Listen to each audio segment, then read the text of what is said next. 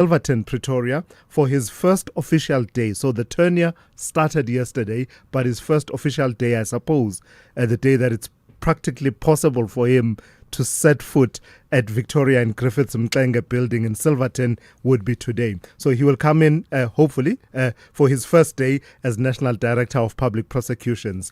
A moment that signals a new chapter for the NPA, albeit one that is likely to be short-lived. He arrives inheriting a heavy docket of unfinished business from the Zondo, Nugent, Mpati commissions, with more possible cases still looming from the Madlanga Commission into corruption and criminal infiltration of the criminal justice system. So the expectations of justice from South Africans are really high, and they were high even for the previous NDPP advocate Shamila Patoi, but they continue to be just as high as NDPP sets foot at the NPA headquarters to start his new tenure. We say it will be short-lived because in terms of the laws applicable to the NDPP, he has to retire at 65, at age 65. So the tenure is 10 years or retire at the age of 65. So he's very close to that. So within about 2.5 to 3 years, he will have to retire, will Andy Mothibi. So we'll just gauge what he's got going for him and what perhaps it will limit his ability to be effective for this short period that he will be in office. We'll do that at about 7:10 with Dr. Jean Redpath, who is senior researcher in the Africa Criminal Justice Reform Program and also a member of the Provincial Safety Advisory Committee, also part of the Dala Omar Institute at the University of the Western Cape. She's got really interesting insights you will want to hear from Dr. Jean Redpath at about 7:10. Then we'll talk a bit about this storm, diplomatic storm that started over the weekend. The Department of International Relations and Cooperation formally notifying the Israeli government that Ariel Seidman, the charge d'affaires at the Israeli embassy in Pretoria, has been declared persona non grata.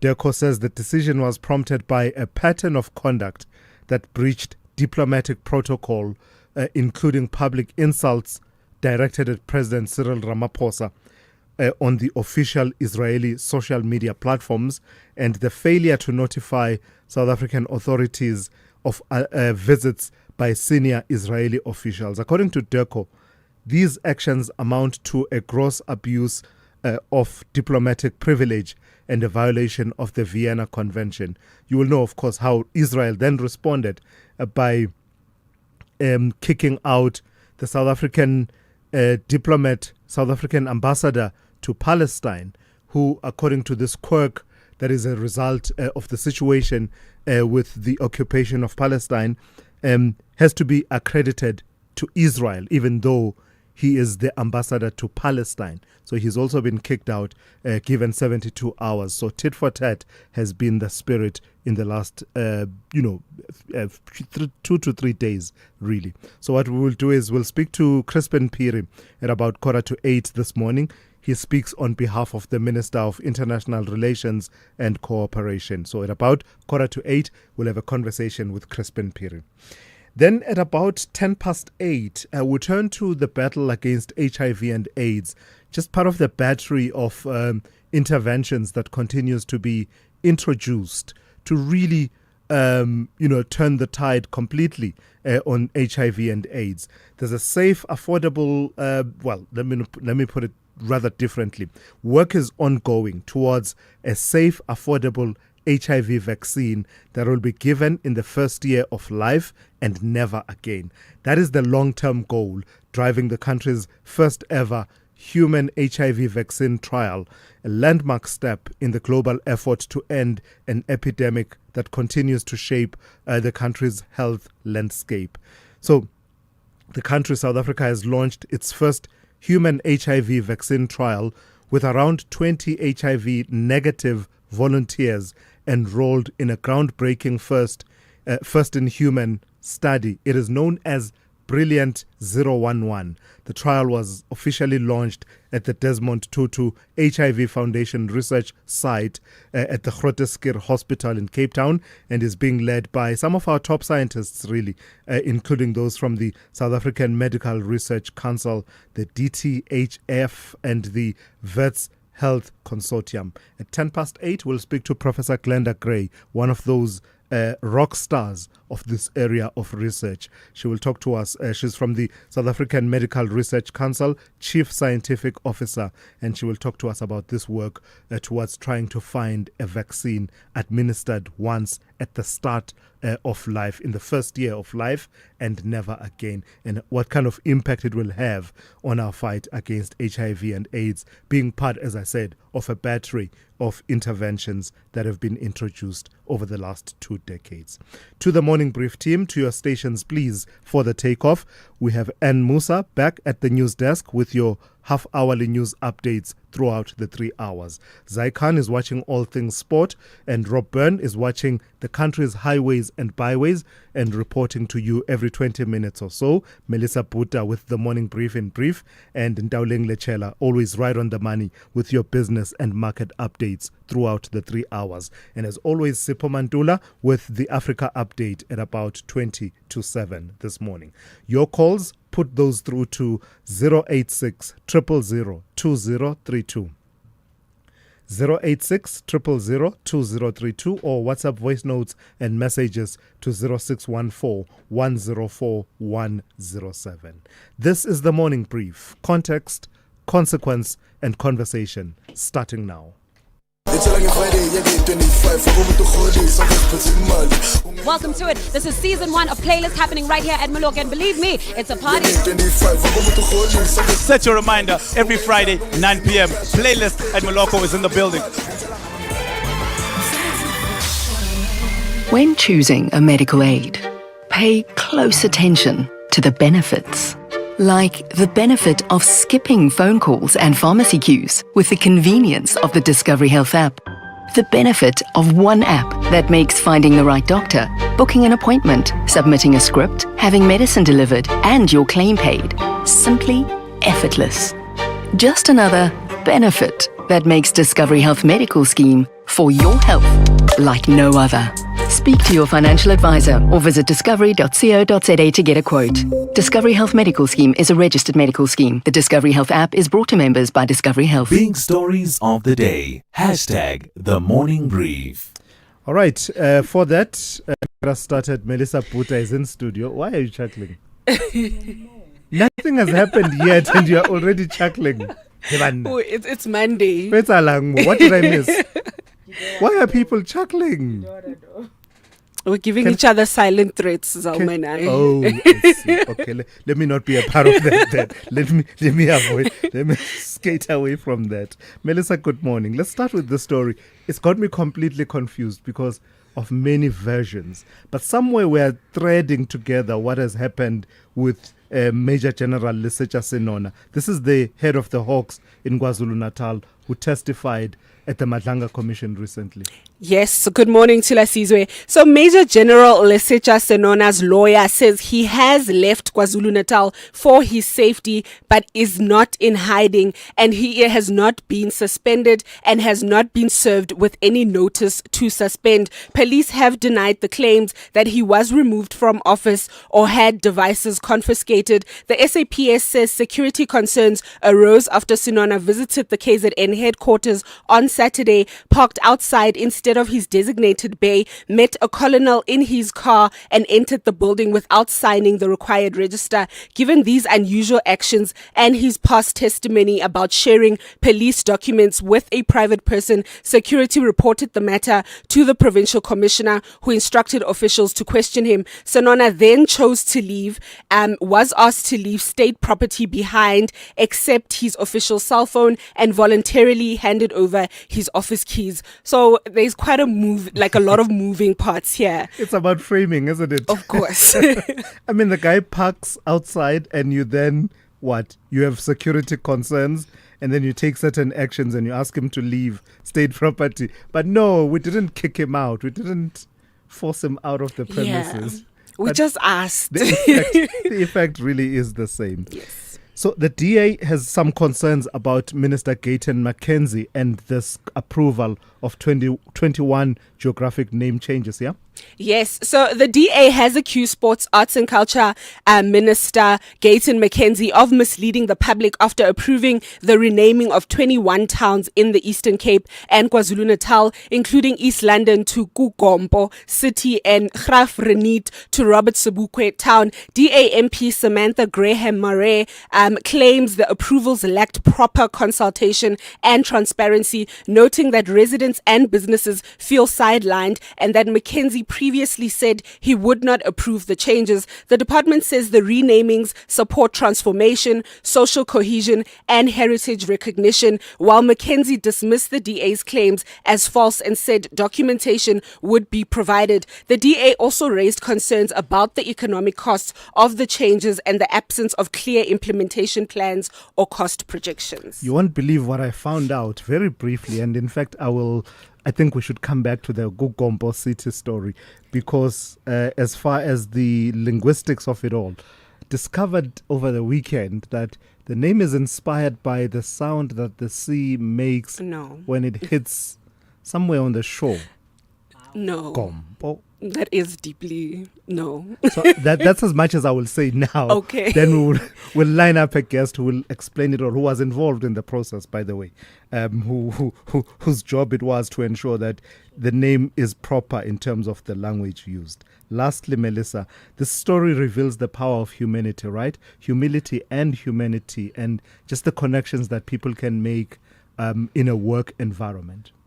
Yes, this is quite a sad one coming out this week. So tributes are pouring in for David Sijobe, a beloved multi-choice security officer at the Randburg head office who was killed while cycling to work on Friday. Sijobe, who joined MultiChoice in 2015, was known for his friendly waves, warm personality and long daily bicycle commute from Orange Farm to Randburg, which he used to manage diabetes and asthma. He inspired many through his cycling achievements, including a nationally recognized ride from Orange Farm to Venda in honor of his late father. MultiChoice described him as professional, kind and uplifting to all who encountered him. Memorial arrangements will follow the family's wishes, and colleagues have set up a crowd fund to support his family, which has exceeded his 20,000 rand.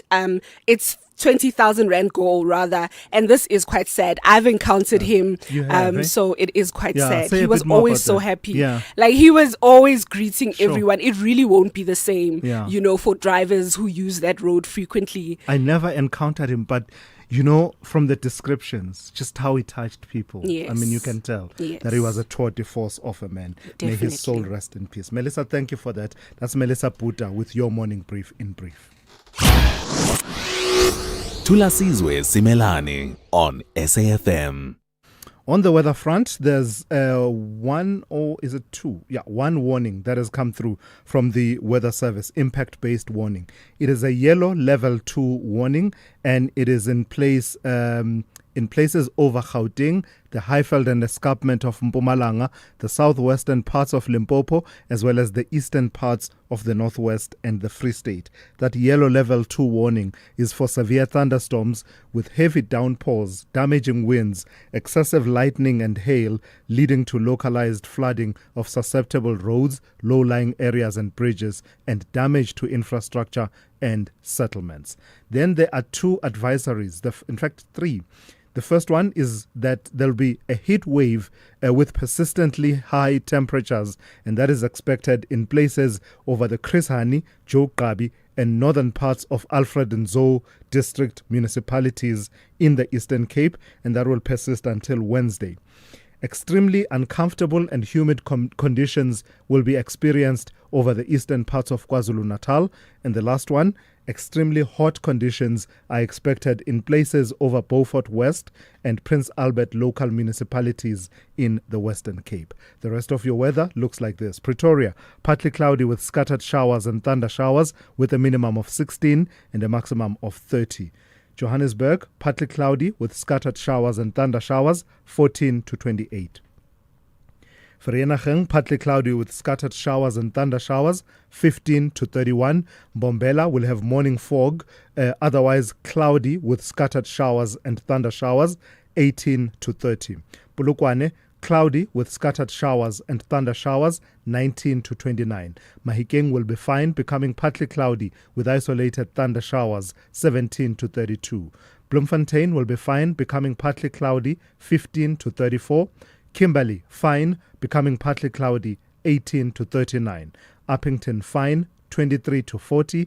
Cape Town will be cloudy, 18 to 26. George, cloudy with light rain in places, 17 to 25. Gqeberha, partly cloudy, 22 to 27. East London will be partly cloudy with isolated showers and rain in the afternoon, with a minimum of 22 and a maximum of 27. Durban will be fine, becoming partly cloudy with isolated afternoon showers and thunder showers, 21 to 31. Richards Bay will be fine, becoming partly cloudy with isolated afternoon showers and thunder showers, with a minimum of 22 and a maximum of 34. And lastly, Pietermaritzburg will have morning fog patches, otherwise partly cloudy with isolated afternoon showers and thunder showers, 19 to 34. Worldview Update, bringing you closer to international or global news. 24 minutes after 6, there is a flicker of hope for Gazans this morning, with Israel promising to partially reopen the Rafah crossing with Egypt after nearly 2 years of blockade, a move that could once again allow people to travel in and out of the territory, including for medical treatment. But that promise sits uneasily alongside the despair of the weekend after Israeli airstrikes tore across the Gaza Strip, killing at least 32 people, according to local authorities. Israel says the strikes were in response to a Hamas violation of the ceasefire and that its forces were targeting militants, commanders and weapons sites linked to underground infrastructure. Palestinians, however, say the bombardment was among the heaviest since the truce came into effect in October last year, hitting homes, tents and shelters and killing women and children. Let's speak to Professor Abel Esterhazy, who is a member of the Department of Strategic Studies in the Faculty of Military Science at Stellenbosch University. Prof, good morning and thank you for your time. So this has been the latest flare-up since the truce came into place in October last year. How much does it change the dynamics of a truce lasting and also moving to the second phase of the truce, because we remember that it was to be carried out in phases? Yeah, this is a difficult question to answer. We've seen that since the ceasefire came in since October last year, 509 Palestinians have been killed and quite a huge number of them injured in operations. Israel at the moment, keep control over the Rafah border crossing. The opening is slowly, it is tightly controlled. And then there's the humanitarian conditions that is still really in the middle of winter, and we need to keep in mind February is the coldest month in the northern hemisphere. And the humanitarian conditions at the moment, it's dire, it's deteriorating. It is not good, and of course the ceasefire implementation is very fragile at the moment. It is a contested process, and of course then you have the bigger regional realities that is unfolding spillovers and the regional tensions at the moment, with Israel also operating in Lebanon. And of course, you also sitting with minor problems like Israel terminating the operations of Doctors Without Borders. So it's a really, really, really fragile peace process at the moment.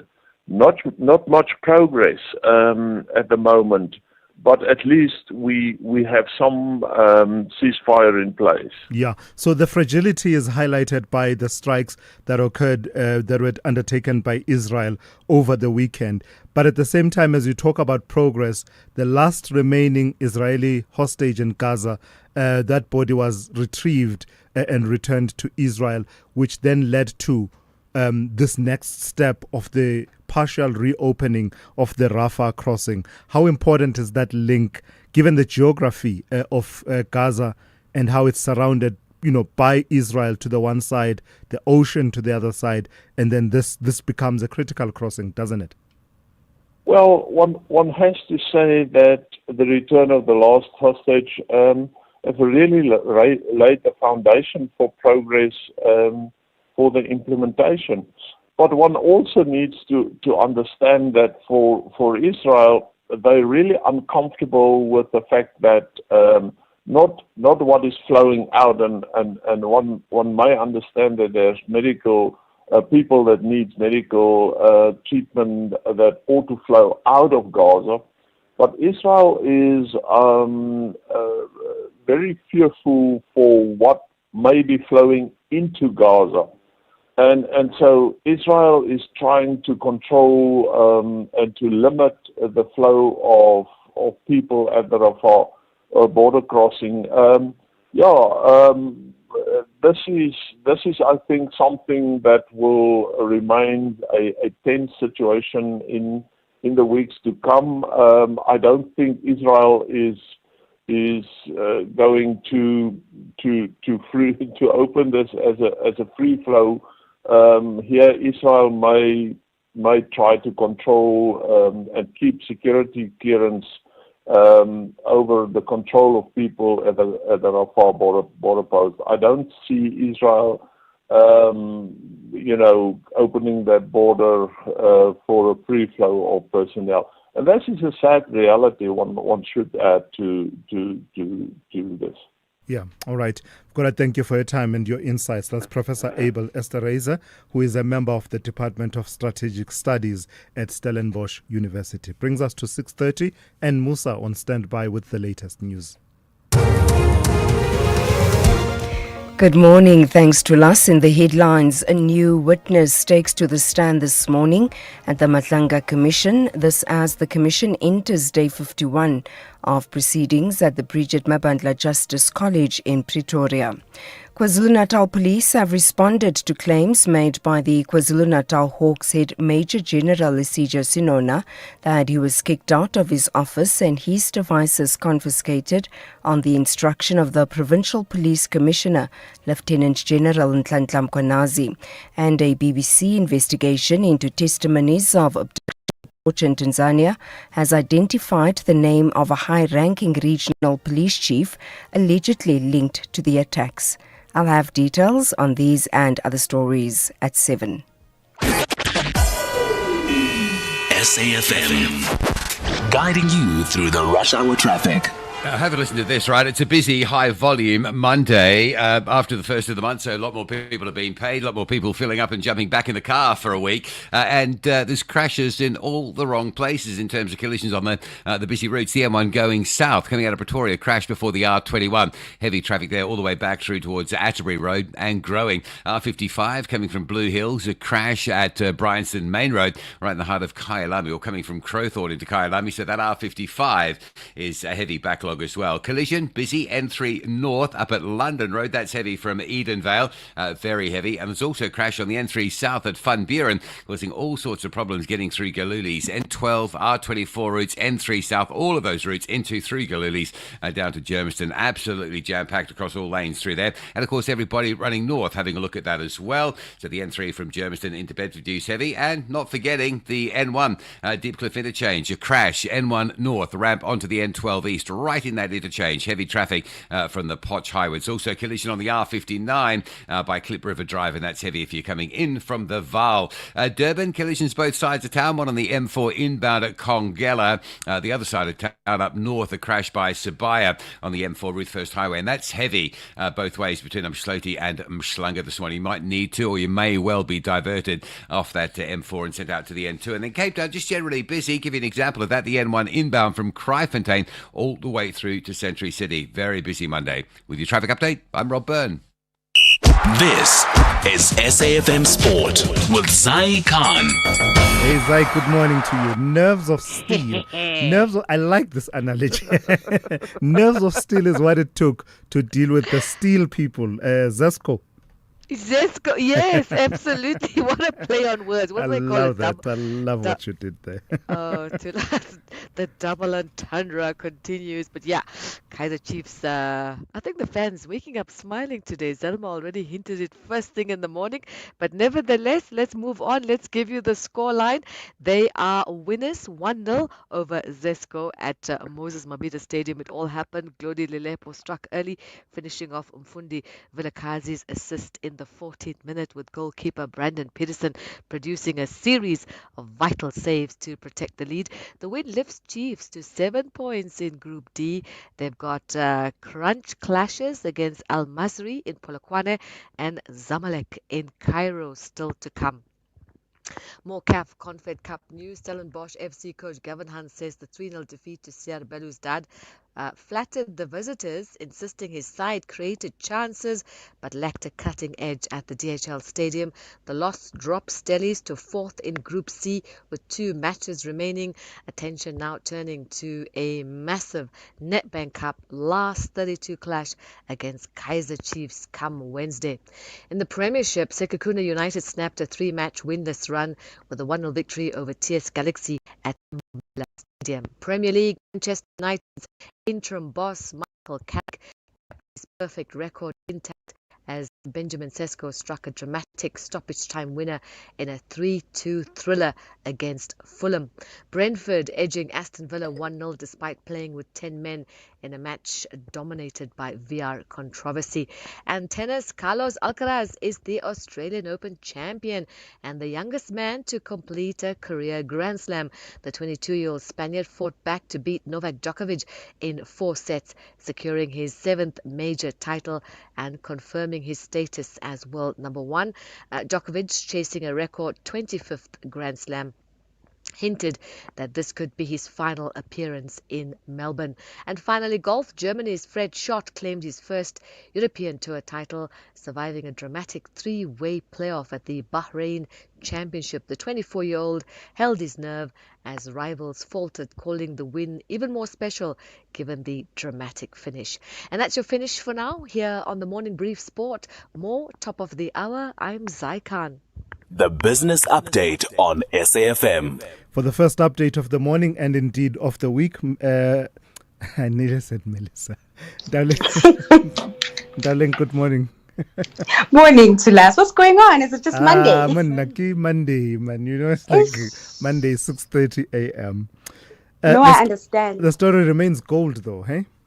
Yes. And you know, last week, Thulas, I spoke about the gold price rally and whether we are at the top. And while analysts couldn't call the top, they did remind me that what goes up must come down. Yes. Literally, and that's exactly what happened over the past few days. Today, the yellow metal extended its sell-off, deepening losses from last Friday's rout after a powerful rally to record highs. Now, spot gold fell about 5% to around $4,600 an ounce after plunging nearly 10% in the previous session when prices briefly dropped below the $5,000 mark.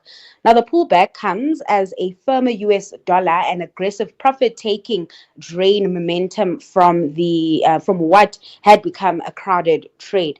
Now, markets are also reassessing the outlook for US monetary policy following President Trump's announcement of his Fed chair nominee.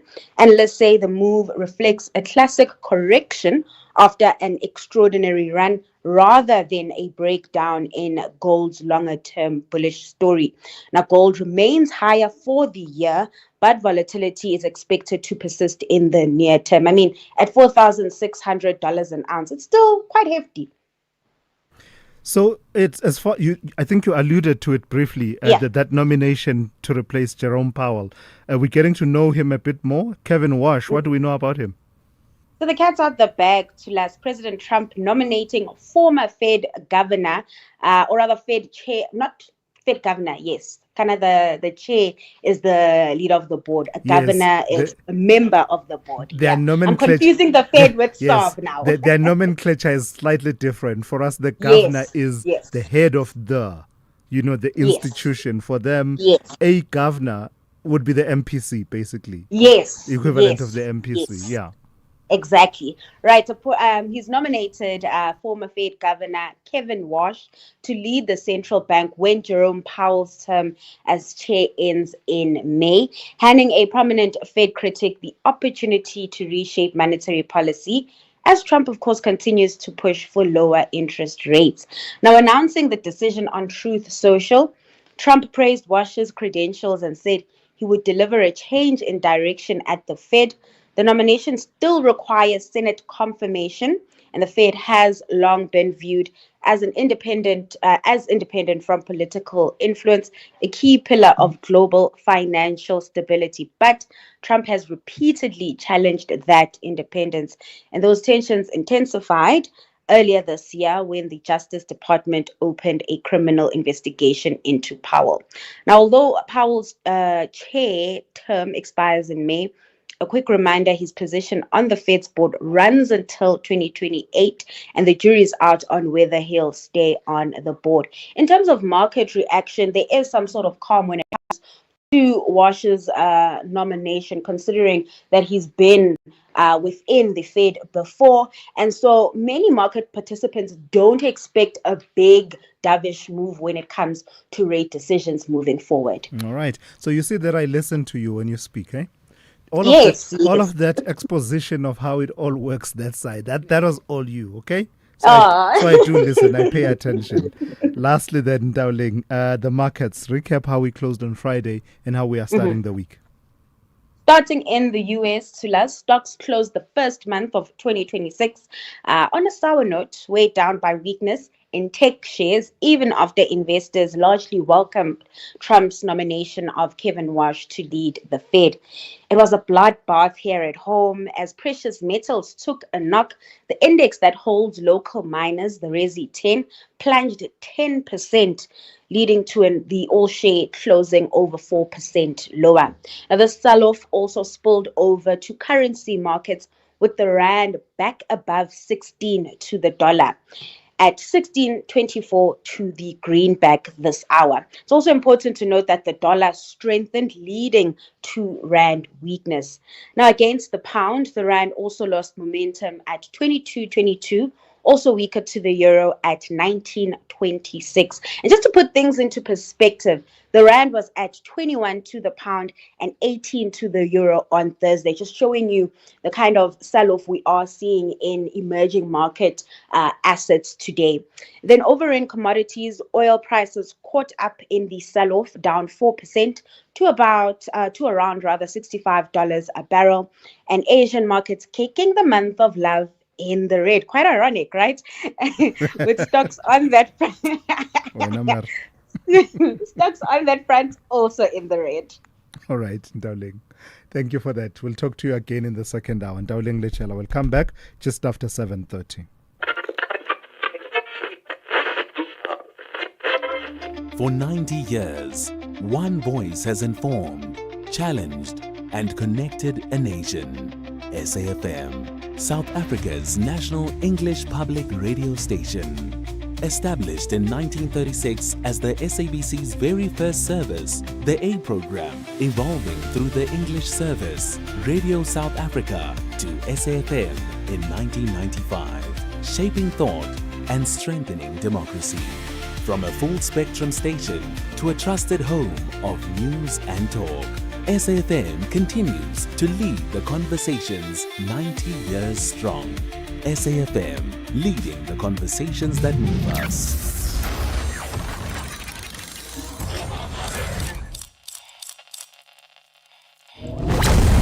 Bridget Masinga on SAFM. Siwela Langeni, co-founder of the book Circle Capital and author of Making Friends with Feelings.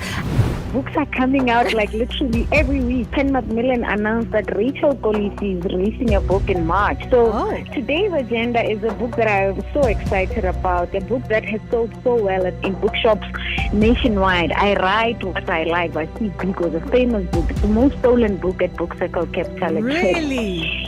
Yeah, and there's an isiXhosa version, Dibala Intando Yam. Yes. Translated by Professor P.T. Mtuze, and it's been done in conjunction with the Biko Foundation and the family, which features writing from the famous activist and Black consciousness leader Steve Biko before his untimely death in detention at the age of 30. Bridget Masinga, weekdays on The Full Circle.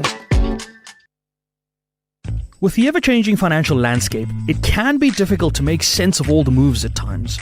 Join me, Jimmy Moyaha, on the SAFM Market Update with MoneyWeb, Mondays to Thursdays, 6 to 7 p.m, as we break down the key market trends, top financial stories, and smart investment insights, all in one place. It's everything you need to stay financially informed and ahead of the curve. Africa Update on SAFM. All right, for that we turn to Advocate Sipho Mantula. Raz, good morning. Let's start in the DRC. Tell me about the President Felix Tshisekedi reaffirming his commitment to a peaceful dialogue among all the people of the DRC. Refreshing morning to us and Jumbo after listener. You'll understand that Tshisekedi was talking to community in Kinshasa over the weekend, emphasizing that he will want to push 2026 as a year of what they will call Sipho, I apologize. The line is not great at all. I tell you what, we'll just put you on hold and then we'll try and redial and try and get Sipho on a better line.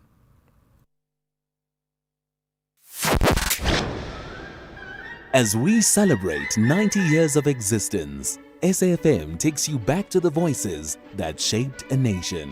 Berea, the home of the four bespectacled Tisson brothers, all of whom work or have worked on the English service, particularly Audio Mix and Radio Today. Watch how the night proceeds towards dawn. And I need a lot of consoling when I started the early program. People couldn't believe that John O'Donnell and B. Reid were chosen for the early morning program, because if ever two announcers used to want to swap a morning shift for an afternoon shift, John and I would do it. 90 years of trusted voices. This is SAFM. January is for intention setting. Less noise, more meaning. So say yes. Yes to beauty, yes to culture. Yes to slowing down, and yes to Montreux Jazz Festival Franschhoek, where Montreux meets Africa with curated global and African music in an intimate setting. Don't miss it. Get your tickets at the end of January and make this your yes moment. Montreux Jazz Festival Franschhoek, say yes. Visit mjfsa.com for details. SAFM has signed a code of conduct that is enforced by the Broadcasting Complaints Commission of South Africa. Under the code, we are committed to giving news that is accurate, comment that is fair, and programming that is not harmful, does not amount to hate speech, or contain violence or explicit sex. If you think we are not living up to that code, then you can inform the Broadcasting Complaints Commission of South Africa. Direct any complaints in writing to the Broadcasting Complaints Commission of South Africa. PO Box 142365, Craig Hall 2024. Fax to 011-326-3198 or an email to bccsa@nabsa.co.za. For more information, please visit www.bccsa.co.za.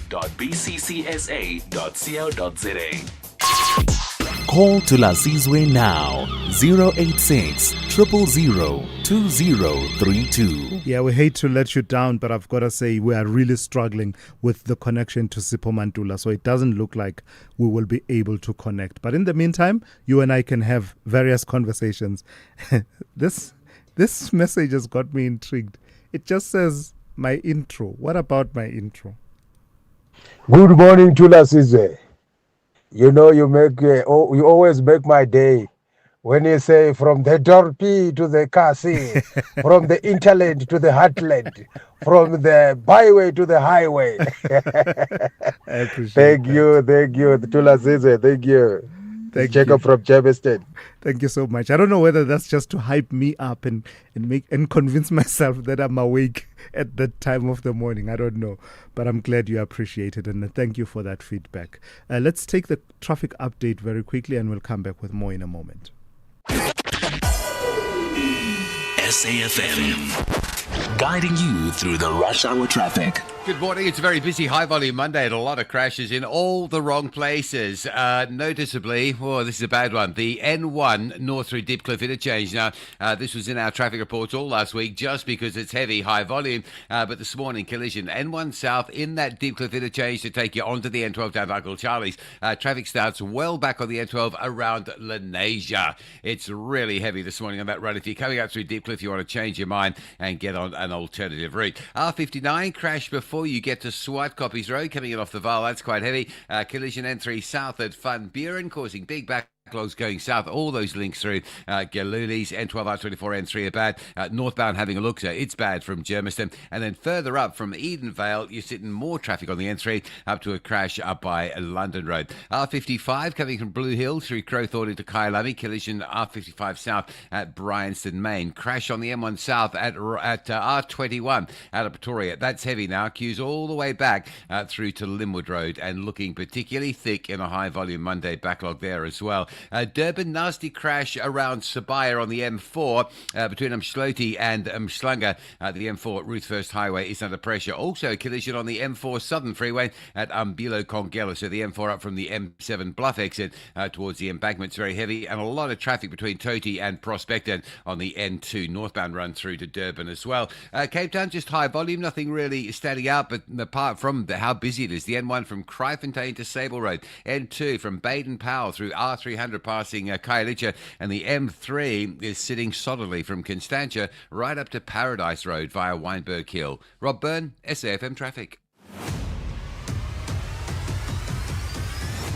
Thulasizwe Simelane is streaming live now on Facebook, YouTube, and X at SAFM Radio. All right, at about 11 minutes to 7, let's turn to this story also developing over the weekend. While Eastern Cape Judge President Selby Mbenenge has escaped a finding of gross misconduct and with it the prospect of impeachment, a judicial conduct tribunal has still found that his behavior fell short of what is expected of a judge. In a detailed ruling released at the weekend, the tribunal said Mbenenge acted dishonorably by initiating and conducting a flirtatious relationship with a judge's secretary, Andiswa Mengo, in the workplace and during working hours. That conduct, the panel found, breached the Code of Judicial Conduct, even if it did not rise to the most serious category of judicial wrongdoing. The findings mean Mbenenge is not off the hook, but may now face a lesser sanction as the matter moves to the Judicial Service Commission for a final decision. Let's speak to Alison Tilly, attorney and coordinator at Judges Matter. Good morning to you, Alison, and thank you for your time. So it's widely debated, this finding, as was the conduct of the Judicial Conduct Tribunal as we all watched it unfold before our eyes on screens. What do you make of this conclusion that says it's not at the level of gross misconduct, but it's still misconduct nonetheless? Good morning. Yes, I think that there has been a lot of debate and discussion about this decision. We know that the finding of misconduct is serious. It's not gross misconduct. There are a number of sanctions that might be levied against the judge president, including warnings, compensation. He might need to go for counselling. So I think it may yet turn out to be a significant sanction against him. But I think the question that really people have been asking is that even if you set aside the questions of what the complainant, Miss Mengo, what she did lie about, I think those are findings that are difficult to get around. But in terms of what people where the agreed misconduct, the common cause facts, that there's a real question mark over the power differential between the parties and what impact that has, and that really wasn't dealt with extensively or at all in the tribunal's finding. It was a page that mentioned that as an issue, and I think the question is really whether the tribunal dealt in enough detail and took seriously enough the differential in power between the parties. So that element, Alison, talks to, I think the page you're talking about is where they reflect on the testimony of Dr. Lisa Vetten, and they basically talk about how they don't quibble with her characterization of power dynamics and how they come into play in sexual harassment issues in the workplace, but they criticize how that was then applied to this particular context. What did you make of that, grappling with that aspect? Well, I think that was why that expert evidence was led, was to try and help the tribunal make sense of the fact that that Miss Mengo at some points seemed to acquiesce or participate in the what the sort of tribunal thought of as a flirtatious relationship.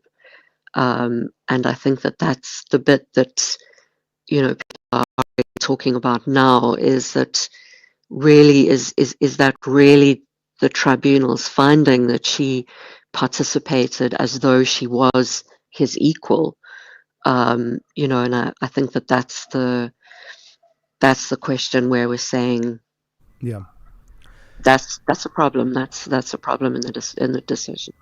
So there's this saying, Alison, and you'd be more familiar with it, that says there is no perfect complainant.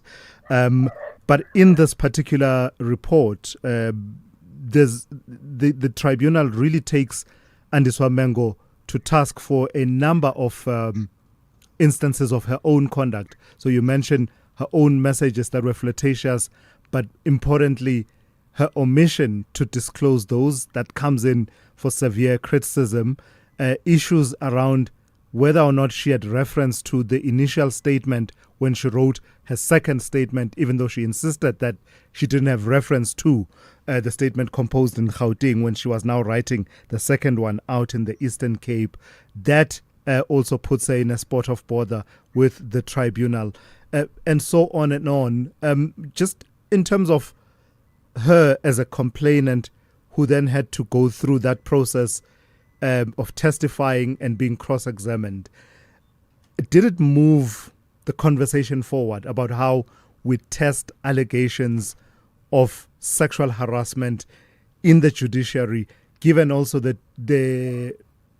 I suppose the difficulty of whether or not you can define sexual harassment with elements as you would a crime in terms of the criminal law, or do situations tend to be fluid and murky at times, as we see in this particular context?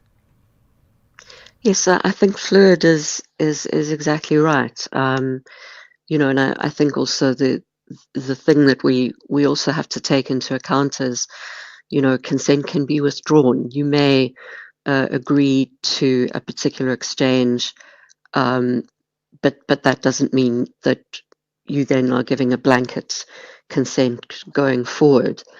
I think that what we are certainly, what I'm certainly concerned about is that it does feel like that she was put on trial, and she has in some way, and I'm not saying this technically as a sort of criminal law verdict, she has been found guilty, and she wasn't good enough. Her evidence wasn't clear enough. She left things out that the tribunal felt that she should have included. These are things that are certainly concerning, and the credibility findings are damning. There's no doubt about that. And when the matter goes to the JSC, those are things that they're going to have to take into account. But I think what people are saying is certainly that, it's very difficult to persuade complainants to come forward and, talk about sexual harassment given this kind of finding. I think people will point to this and say, it's you end up being on trial and trying to make a case where in fact, that's not the way that sexual harassment matters should be approached. So, how do we then gauge the importance after the fact now of the tribunal having happened, the importance of this case? Because when it started, it was framed as the first, sexual harassment complaint to reach this stage against a sitting judge, and therefore it was critical to test how the judiciary grapples with these issues. It has now happened. How do we gauge its importance still? Well, I think it's very important. The way that tribunals deal with conduct matters involving judges, there's not a lot of cases. So in each one, it seems like the tribunal, almost starts at the beginning. How do we deal with judges in this situation? What I would say has happened subsequently is there has been the introduction of a sexual harassment policy by the Chief Justice. And I think that may go some way to making it clear what kind of behavior isn't acceptable in the workplace. And I think it strongly discourages relationships between people in the judiciary, in the workplace, and I think you can see why from this matter. But perhaps that will give some clarity going forward. All right, Alison, I've got to thank you for your time this morning. That's Alison Tilley, attorney and coordinator at Judges Matter, weighing in on the findings of the Judicial Conduct Tribunal. That report coming out over the weekend, I think it's about 196 pages, if I'm not mistaken, and covers quite a wide range of issues, summarizing the testimonies that were given and analyzing and giving the perspective of the tribunal as well as the findings. So not gross misconduct, but misconduct nonetheless. And that now heads to the Judicial Service Commission, as Alison was explaining. 7 a.m. and Musa on standby with your latest news. Outsurance is in the business of saving you money on your car insurance premium. If they can't, ask for 500 Rand. SMS out to 30754. That's out to 30754.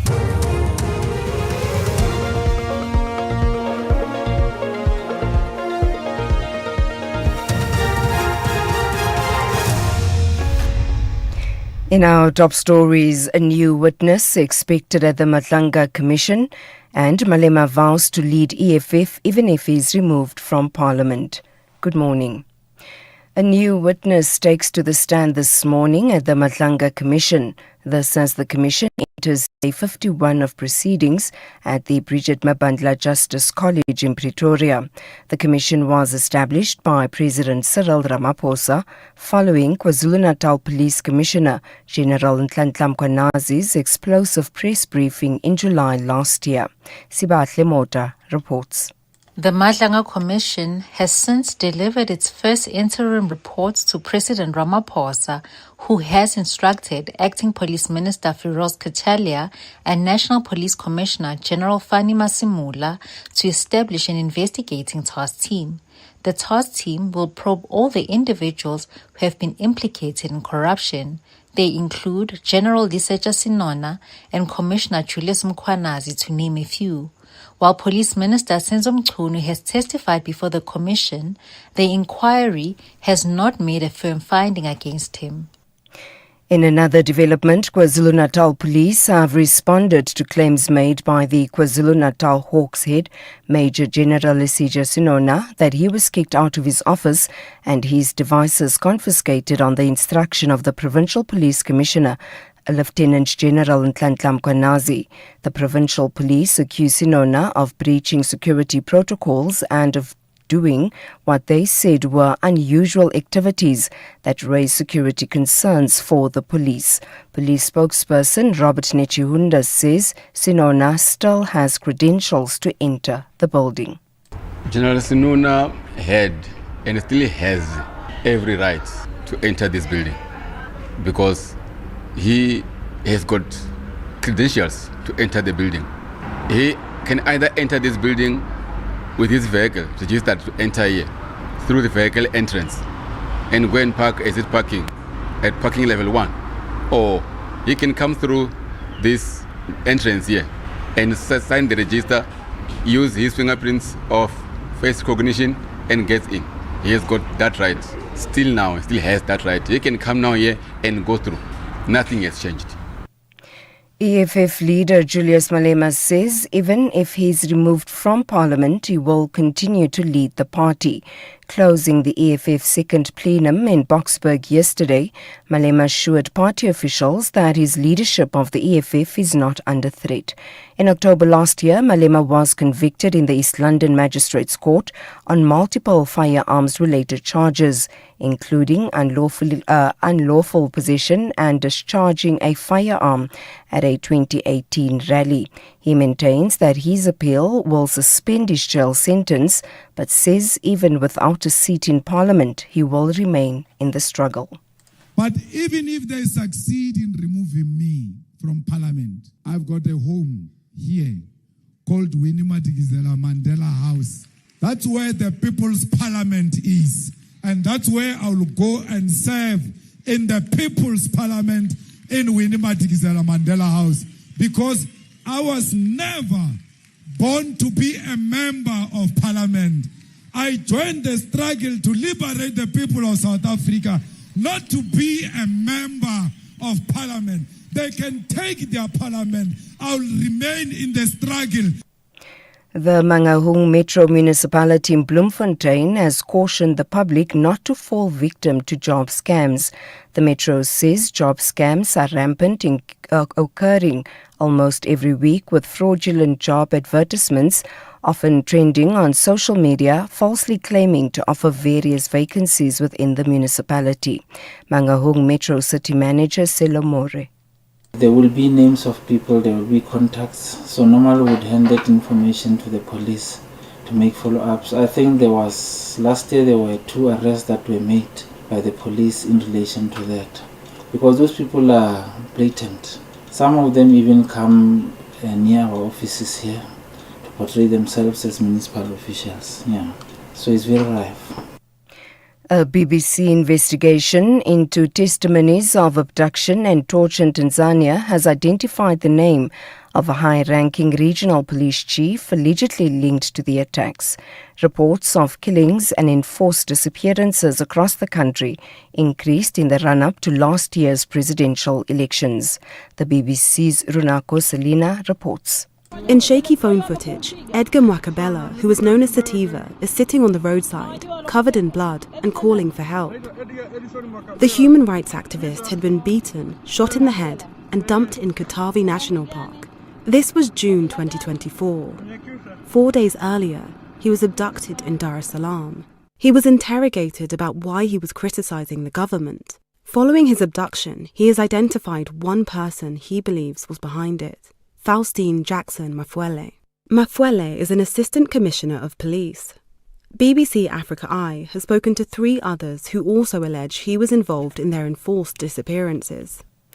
And finally, Tyler has won a second Grammy, clinching the Best African Music Performance category, a second win in 3 years. She won it for Push to Start, released as part of a debut album in 2024, with the music cited for blending pop, R&B and amapiano. With this win, Tyler became the first person to win the category twice since its inception in 2024. Showan Price-Peace reports. Tyler continued her winning streak after making history with Water in 2024 when she won the inaugural Best African Music Performance category. Push to Start's win comes after its success last year at the MTV Video Music Awards, winning the 2025 Afro Beats category. Tyler beat out stiff competition this year that included Burna Boy, Davido featuring Omar Lay, Eddie Kenzo and Meran Martin, and Ira Star featuring Wizkid. The victory reinforces the South African singer-songwriter's status as a global pop force and coincided with the announcement that her highly anticipated second album, T2, was currently in development. Recapping the top story, a new witness takes to the stand this morning at the Matlanga Commission. For SFM News, I am Anne Musa. Outsurance will go out of their way to try and save you money on your car insurance. If they can't, ask for 500 Rand. SMS out to 30754. That's out to 30754. Leap into February with some great car insurance savings from Outsurance. Like 45-year-old Jason, who saves an unbelievable 520 Rand on his 2025 Hyundai i10. Get a quote now, and if Outsurance can't save you money, ask them for 500 Rand or 1,500 Rand if you've been claim-free and with the same insurer for 3 years. Why pay more when you could be saving? SMS out to 30754. That's out to 30754. Licensed insurer and FSP. T's, C's and information online. It's a very good morning to you. In your SFM Sports headlines, we bring you soccer as South Africa step in to host the Women's Africa Cup of Nations after Morocco withdraws, and rugby news, the URC pause, offering the Stormers and Lions time to regroup after their derby setbacks. All the details just before 7:30. SAFM, guiding you through the rush hour traffic. Good morning. It's a very heavy back to work Monday. Across Gauteng with collisions in all the wrong places. An earlier one on the M1 South coming out of Pretoria is still with us. It's the N1 South at the R21. Traffic backed all the way through towards the N4 Emalahleni Highway. That's really bad. Halfway between Pretoria and Joburg through Midrand, the R55. A crash near Bryanston, Maine, causing delays in from Blue Hills.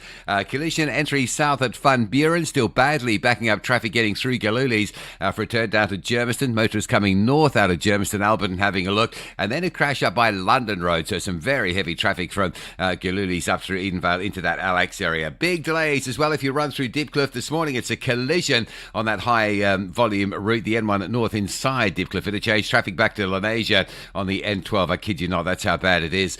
Durban bound coming off the south coast, the N2, Amanzimtoti to Prospectance heavy. A crash on the southern freeway at Kongela causing delays, and the earlier crash between Umhlanga and Umhloti still backlogging traffic on the M4 with diversions between Umhloti and Umhlanga. And Cape Town, just a heavy run into the city centre. Make sure you got extra time to get through the volume that side as well. With your traffic update, I'm Rob Byrne.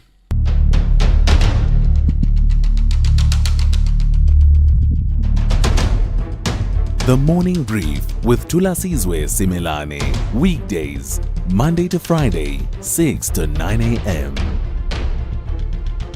The Morning Brief with Thulasizwe Simelane. Weekdays, Monday to Friday, 6 to 9 a.m. 10 minutes after 7. Welcome to it, the second hour of the Morning Brief on this Monday morning. It is great to be in your company. It rained quite heavily in Gauteng last night, and there was a great deal of thunder. Well, let me not say in Gauteng. Ne? Let's not generalize. We don't know what was happening in other parts of Gauteng, but certainly in the city of Joburg. So hopefully you're keeping it safe as you drive to your destination, wherever you're going this morning. Keep safe. Coming up in this half hour, remember last week on Monday, we had a story about Helen Ziller and the question of whether or not she had given something of a thumbs up, not really a full endorsement, but basically an endorsement of sorts to the potential presidency of Patrice Motsepe. It was reported by Sunday World, and she came on the day after, on the Monday, and basically took Sunday World to task. And we said at the time that it's an incomplete conversation if you only have one perspective. So what we will do in the next few minutes is give you the other perspective. We'll talk to the senior political journalist at Sunday World, Quinine Maswabi. You will remember, of course, the strident criticisms that Helen Zille leveled at Quinine in particular. So she's on the line, standing by to respond to some of that. And we'll play you a bit of an excerpt from that conversation that Quinine had with Helen Zille as well. Just the basis of the story that they wrote on the Sunday World last week on Sunday. Then immediately after that, we focus on day one, in the office at least, for the new National Director of Public Prosecutions, Advocate Andy Motibi. We don't know for sure, right? Because I'm not standing at the gate of Victoria and Griffiths Mkenge building in Silverton, but certainly his tenure started yesterday, and by all expectations, he should be in the office. One would expect that your new boss would come to the office on a day like this, right? On a Monday, first Monday, come on, you must be in the office. But we will look at what awaits him in his in-tray, the work that needs to go in now to build further the strengths of the National Prosecuting Authority. And we'll do that with Dr. Jean Redpath, who is from the Dalla Omar Institute at the University of the Western Cape, senior researcher. So that conversation coming up at about 7:20 or thereabouts. Keep your calls coming, 086 000 2032, 086 000 2032. Your WhatsApp voice notes on 0614 104 107. With that said, let's get into it. The second hour of the morning brief starts now. Whether it is a CCMA referral, problems with a mechanic, unfair blacklisting, or an uncontested divorce, Clientele Legal offers professional legal services to all South Africans. Our plans are affordable, and you receive up to 745,000 rand worth of legal services per year. We cover civil, criminal, and labor-related matters. Our nationwide legal teams are standing by to support you 24 hours a day. Plus, all plans include a 5,000 rand bail benefit. Join today. SMS SAFM to 32195. That's SAFM to 32195. Clientele General is an authorized FSP and licensed non-life insurer. T's and C's online. Standard rates apply. Eskom customers, change is here. Eskom is upgrading old electricity meters with modern smart meters, giving you clarity, control, and confidence. With your new meter, you'll be able to see your usage in real time, giving you the power to manage your electricity with ease. Smart meters are accurate and help Eskom respond faster to issues. Please allow our authorized installers access to install your new meter. For more information, visit our website, Eskom, redefining for a better future. This is Thulasizwe Simelane on the Morning Brief.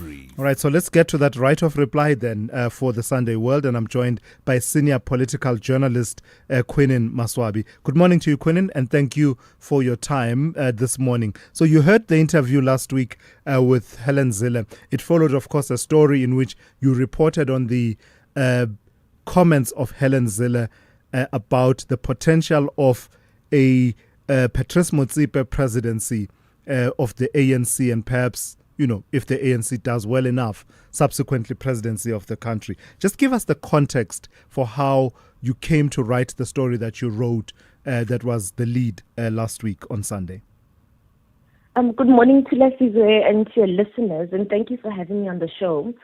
So the context of our conversation with Helen Zille was that she came around to our offices to do a podcast interview with Thulasizwe Simelane. He is currently doing our politics podcast, and I was asked to sit in and to see if there are any stories that I can tell from the interview. But I did realize that I had a couple of follow-up questions to ask him. To ask Helen, and That's when I went to her after the interview to request that we have, a quick follow-up, maybe 15 minutes. I had 3 questions to ask her. And one of the questions was around Patrice Motsepe and whether she believes that he should, contest and be the ANC president. I think obviously in the context that our country now is in a government of national unity, anything that happens either in the ANC or DA it's going to affect the GNU in any way. So I think that was the context of me asking. Helen couldn't speak to me on the spot because she had other commitments, but she did call me later on in the evening. I didn't answer my phone, but then we decided to speak the next morning. The next morning, Helen called me, and that's when we had the interview. So it's not like it was clandestine or I was trying to trick her. She was well aware that we're having a conversation on the record, and she was the one who even approached me. So at the heart of the contention is the question of the words, a Motsepe presidency would be a seamless transition from the Ramaphosa presidency. She is of the view that there's nothing endorsing about it, nothing endorsing about her saying that Mr. Ramaphosa and Mr. Motsepe are brothers-in-law, and therefore it would be a seamless transition. Just take me through your own thinking about it before we play the excerpt. Perhaps maybe we need to look at what an endorsement would mean for the DA. So if one of their most prominent leaders goes out and says, I believe that it would be a seamless process, could perhaps mean that they don't see the DA governing even after the next election. So I think maybe we need to look at the context and dynamic that it builds around what's going to happen in the future and the GNU. My problem and what I was worried about was that Helen particularly said that she never said that it would be a smooth transition, but a seamless transition. And, when you listen to the recording that I've sent to you, she does say it would be a smooth transition. So in fact, I believe... Excuse me? Sorry, Queen. In fact, I think now that you mention it, it may be apt that we actually play it. It's about 1.5 minutes long. Then we'll pick up at the end of that with your take on that. So my question is then about Motsepe, because I think Brutus did ask you about the article we wrote last week. Yes, I saw that. What is your take on, having someone from business potentially becoming the president of the country? Obviously, we can't predict whether the ANC will decline. I know you feel they will decline, but I just wanted to get your view on that. Well, we've had a president from business, haven't we? We've had that in Cyril Ramaphosa. Yes. And I think Patrice Motsepe is President Ramaphosa's brother-in-law, if I'm not incorrect. Yes. So, they're very closely related. It just depends on whether that faction of the ANC can maintain its base or whether people in the ANC have had enough of that and want to change. Because I think Patrice Motsepe will be a kind of seamless transition from what we have now to the future. So it depends on what the ANC wants, and I'm not in a position to determine that. I want to know, you say it would be a seamless process. In which regard? Can you expand on that?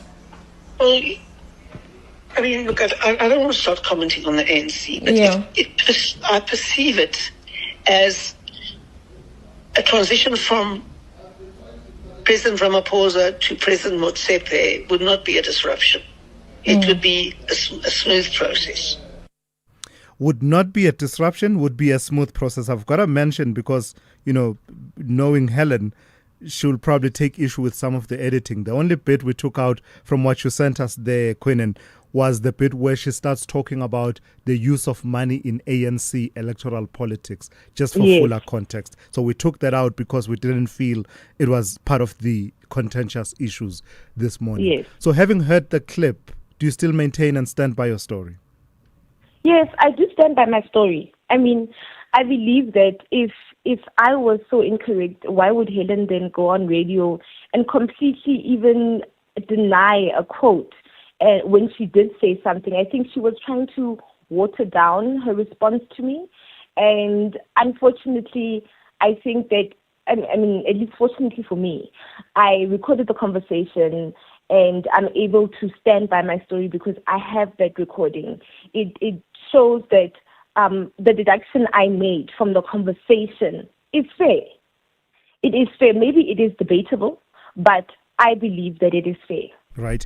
Lastly then, Quinnen, let me give you an opportunity to respond, because part of the criticism against you that she made was to say that you have a track record that the journalists just broadly tend to be embedded in politics, and you in particular in your writings over the past year or so, you clearly have an agenda. And when I asked her about that, she suggested that the agenda is an anti-Motsepe's agenda, such that if Motsepe is seen as being endorsed by Helen Zille, perhaps that would then undermine his prospects. Your overall thoughts around that?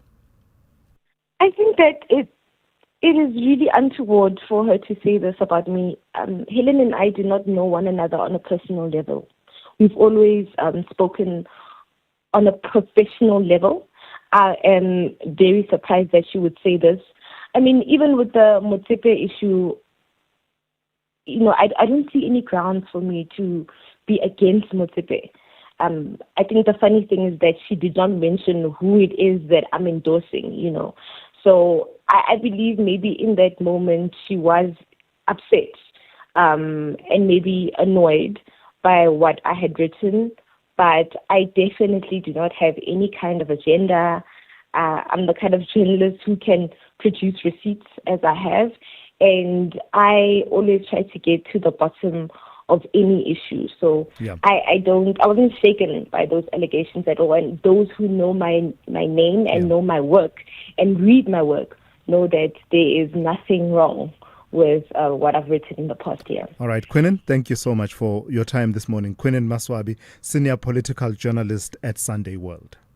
The only talk radio morning breakfast show that makes sense. The Morning Brief with Thulasizwe Simelane. A new sheriff in town at Victoria and Griffiths Mklenge building in Silverton. That's the headquarters of the National Prosecuting Authority. Andy Motibi will walk into office as the new National Director of Public Prosecutions. A moment that signals a new chapter for the NPA, even if it may prove to be a short-lived tenure for Advocate Andy Motibi. He arrives inheriting a heavy docket of unfinished business from the Zondo, Nugent and Mpati commissions, with more possible cases looming from the Madlanga Commission into corruption and criminal infiltration in the criminal justice system.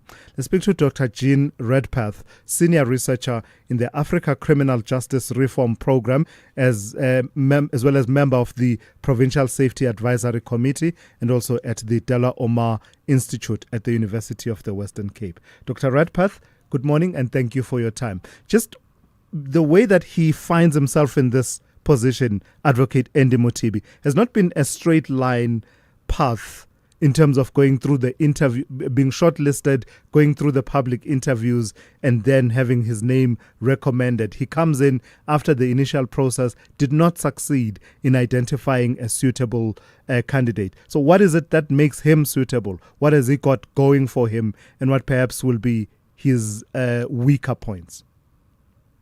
Good morning to you and your listeners. Yes, I think it's unfortunate that he did not go through that process to bring the public on board with who he is and what he stands for.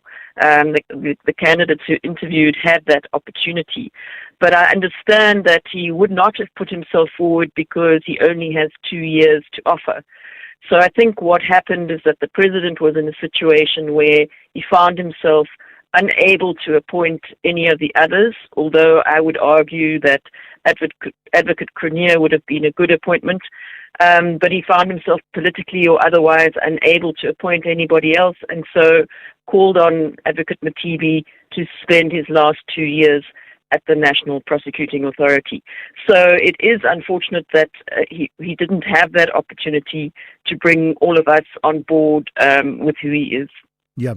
So many people know him from his record and his time as head of the SIU Special Investigating Unit, with the reviews being quite positive of the work of the SIU, certainly as far as recoveries and freezes of assets from corruption are concerned, the civil processes at least.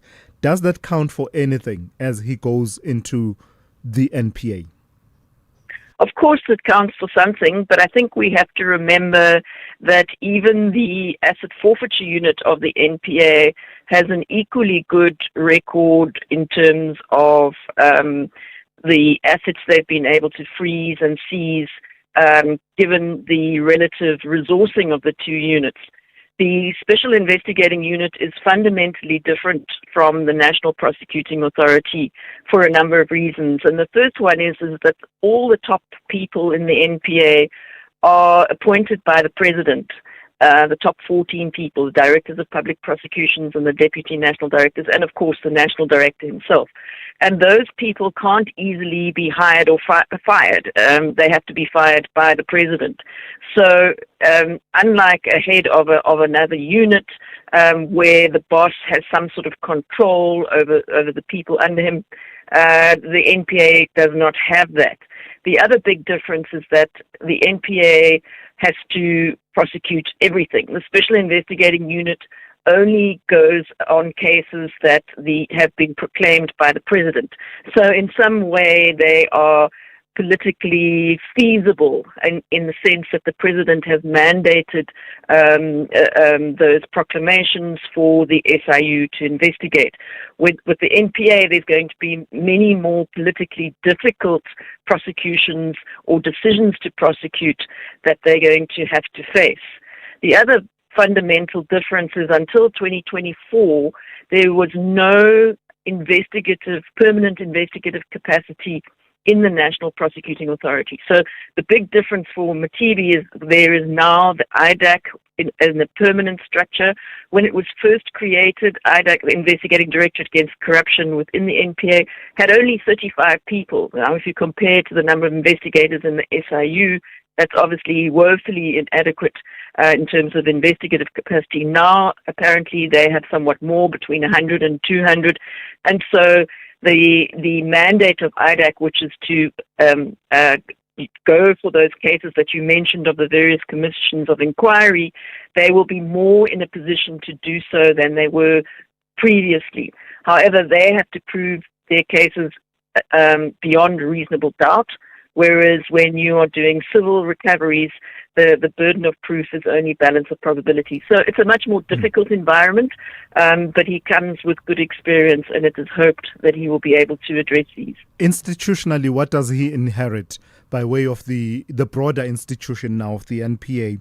There was a point that was made by his predecessor, Advocate Shamila Patoyi, about the need for a rejig of the powers and functions of the NDPP, in that, the NDPP currently is not an accounting officer, and Advocate Mutibi comes from a position where he is an accounting officer. You mentioned the issue of skills, but also issues to do with capacity to fight serious and complex crimes and corruption.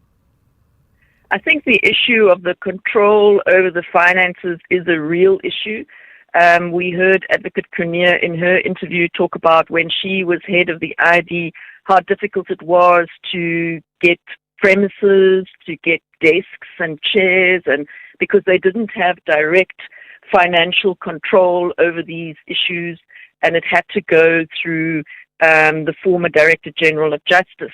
That Director General was suspended last year, and perhaps the new Director General will be more amenable to working quickly to assist the IDAC. But at the very least, the IDAC is now already up and running, which is a different situation to what Advocate Patoyi faced.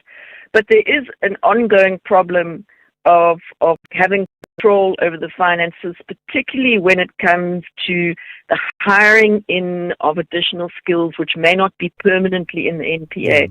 There are many cases in which you might need particular forensic accounting skills and so on, which are not permanently available in the NPA. And that has to go through a very onerous Section 38 process, which requires the Director General of Justice, the Minister of Justice, and the Minister of Finance's involvement. And that has reportedly been something of an impediment to the NPA getting the skills in that they need in particular cases. And that will be something that Advocate Matibi will also face.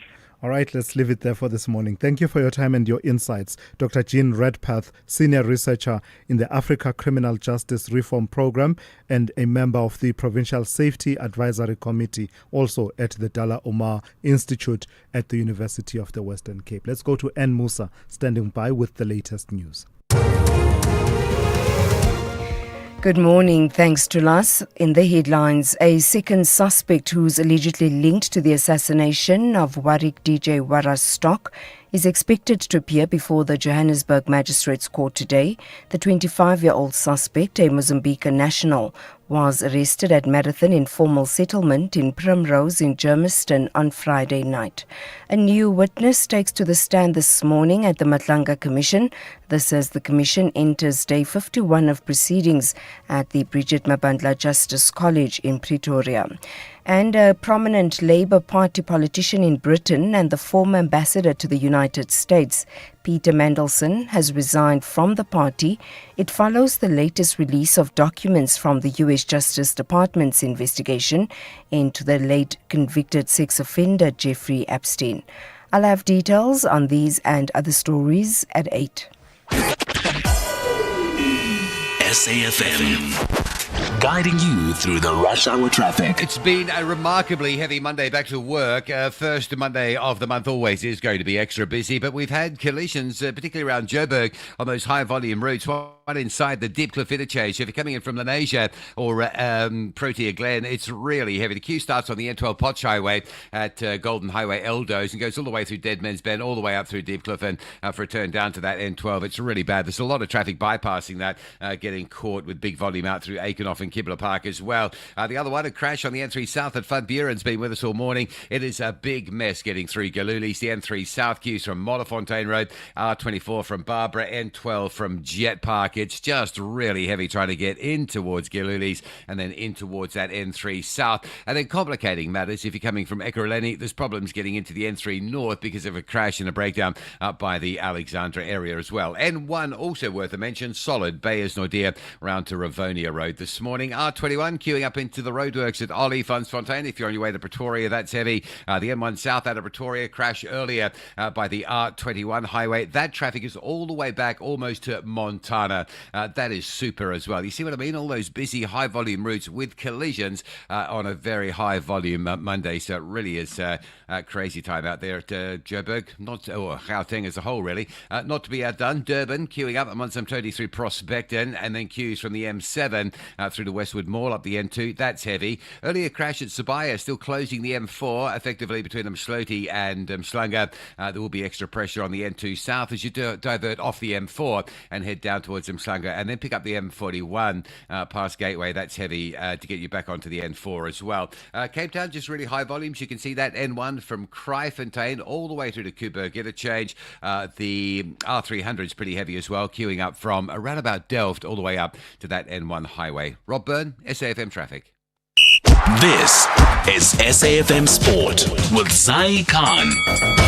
Zai, good morning to you. So because I was listening to Gayton Mackenzie and how he wants us to host AFCON 2028, when I saw your talking point, I thought, wait, hang on. Has the decision already been made? I know. Are you talking WAFCON, not AFCON? Yes. WAFCON. Two different things. Yeah. Yes. Similar, but it's the Women's Africa Cup of Nations. So yeah, Thulas, no stress. We got this, Morocco. They pulled out, and South Africa stepping up. You know, we're ready to host as we do G20 to now, you know, sporting events like never before. So Deputy Sports Minister Peace Mabe says the country is ready, citing existing stadiums and recent major events that South Africa can easily host the Women's Africa Cup of Nations. The tournament runs from the 17th of March to the 3rd of April, with local fixture adjustments still to be confirmed. Now, in the meantime, as the FIFA World Cup Trophy Tour rolled through South Africa, it wasn't just about nostalgia, it was about legacy, with former Bafana stars like Helmut Mkalele reflecting on past achievements and the responsibility to inspire the next generation. The moment reached a symbolic peak at the Union Buildings.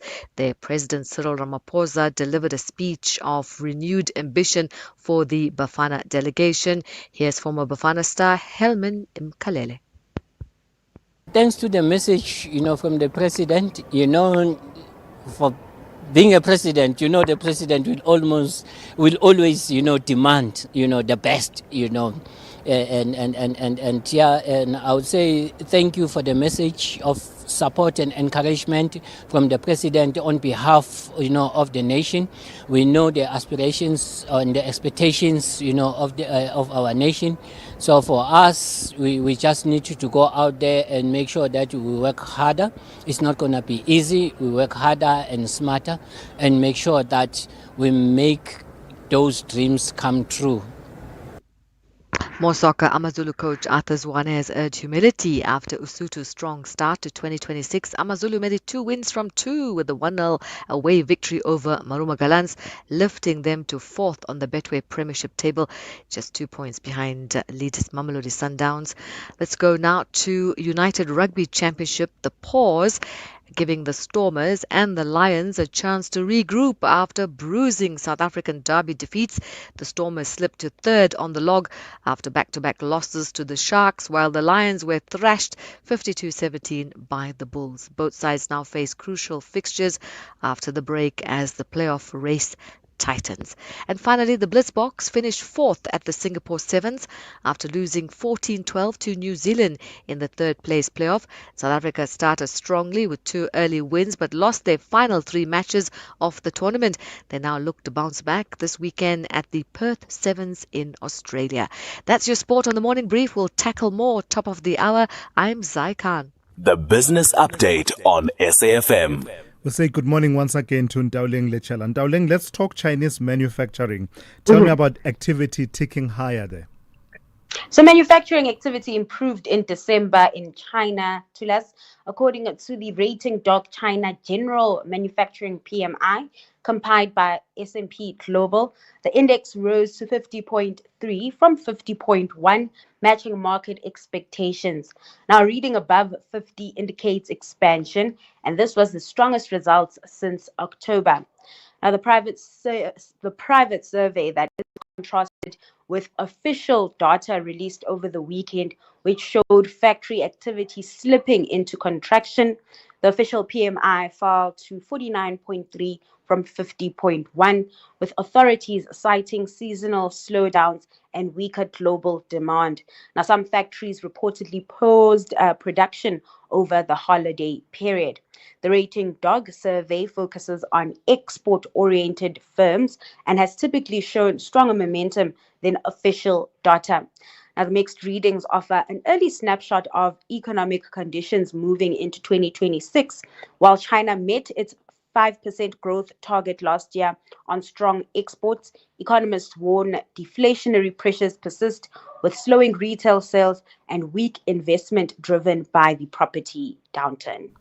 And tell me about pressure mounting to scrap VAT on chicken. That's been a story that's been brewing and bubbling under for quite some time, isn't it? That's right, Thulas. And industry bodies are warning that rising food costs are deepening hunger among low-income households.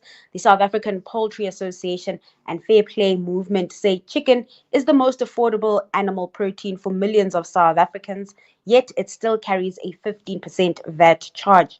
Now, Fair Play says this is the 9th year the campaign has pushed for relief, arguing that poverty and malnutrition have worsened since government first rejected the proposal in 2018. Now, the groups want VAT removed from basic chicken portions such as frozen leg quarters, drumsticks, and offal. Data submitted to Treasury shows minimum wage households already fall well short of affording a nutritious food basket, and industry leaders argue zero-rating chicken would ease pressure on families, improve nutrition, and support jobs across a labor-intensive value chain ahead of that February budget. Of course, the news comes ahead of it. Lastly, Dowling, how are the markets looking at this hour? Kicking things off in Asia, stocks mostly in negative territory despite upbeat manufacturing data out of China. The Hong Kong Hang Seng taking the biggest knock there, down 2.4%. Sentiment similar on Wall Street with futures in the red. Investors awaiting more tech earnings with Alphabet and Amazon out with numbers later this week. Coming back home, stocks really hit hard by a sell-off in precious metals, with gold and silver trading lower, and that saw the Resources 10 complex lose 10% in Friday's trading session, leading to a 4% decline in the JSE All Share. The local unit also tumbling this morning. The dollar, this comes as the dollar gains ground. It's at 16.27 to the greenback, 22.25 to the British pound, and 19.27 to the euro. So broad-based losses in currencies. And then lastly, in commodities, oil trading in the red as well, down 4.6% to just under $65 a barrel. All right, Dowling, thank you for that. We'll touch base with you once again just after 8:30. Bridget Masinga on SAFM. Failures in the scholar transport program, particularly in the northwest. The major concerns that have been raised with us is unroadworthy vehicles. Overcrowding is a common theme. The lack of regulation, because it appears that whilst the state-sponsored transport is fairly regulated, the private scholar transport, it seems like it's free for all. In my community, you've got your formal houses, opposite it's the shacks. Those kids, they have to cross every day to come to school to my side. You have pedestrian crossings, but private motorists and taxi drivers won't stop for them. Last year, there's been 3 or 2 were not. Shirley Mlombo now, who's the human rights lawyer and provincial manager at Northwest. The Full Circle with Bridget Masinga, Monday to Friday, 1 to 3 p.m. January is for intention setting, less noise, more meaning. So say yes. Yes to beauty, yes to culture, yes to slowing down, and yes to Montreux Jazz Festival, Franschhoek, where Montreux meets Africa with curated global and African music in an intimate setting. Don't miss it. Get your tickets now, end of January, beginning of February, and make this your yes moment. Montreux Jazz Festival, Franschhoek. Say yes. Visit mjfsa.com for details. You are listening to The Morning Brief with Thulasizwe Simelane. 16 minutes to 8. So the diplomatic standoff between South Africa and Israel escalated sharply over the last few days, with Pretoria expelling Tel Aviv's most senior representative, one of the most senior, let's put it that way, one of the most senior representatives in this country, and triggering an immediate tit-for-tat response from Israel. Pretoria has declared Israel's charge d'affaires, Ariel Seidman, persona non grata, accusing him of abusing diplomatic privilege, a move Israel answered within hours by expelling South Africa's envoy to Palestine, Sean Beinefeld.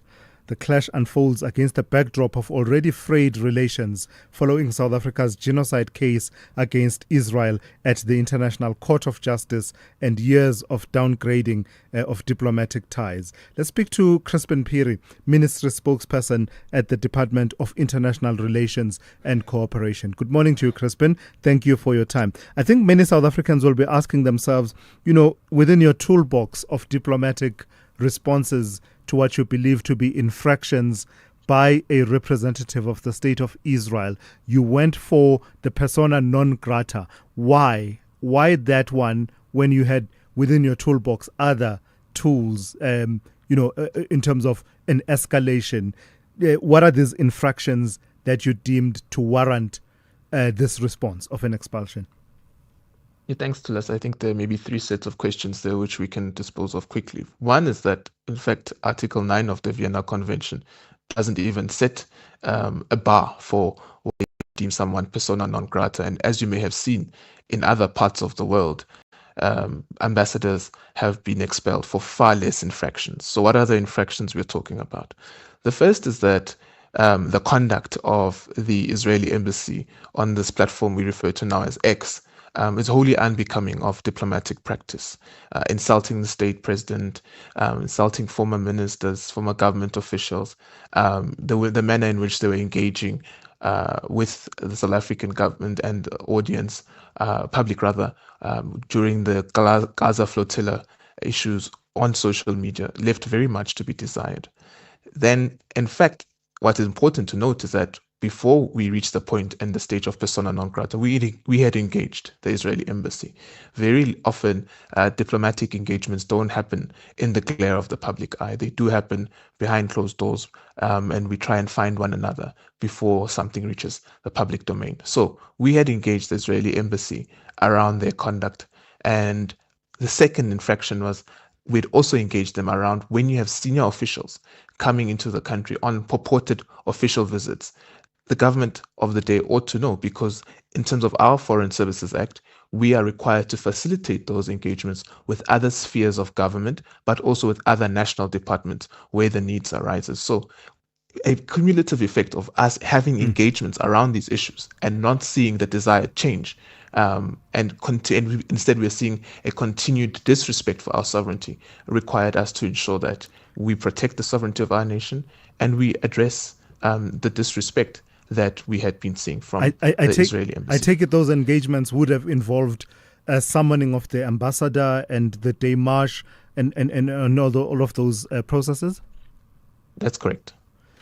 So this conduct that you describe, link it to the question of sovereignty. How did that conduct, let's say perhaps, let's start with the issue around the conduct on social media, disrespectful of the president and other officials, and the coming into the country of officials that you say was not communicated through the proper diplomatic channels. Link it to the question of sovereignty. How do those sets of conduct undermine the country's sovereignty?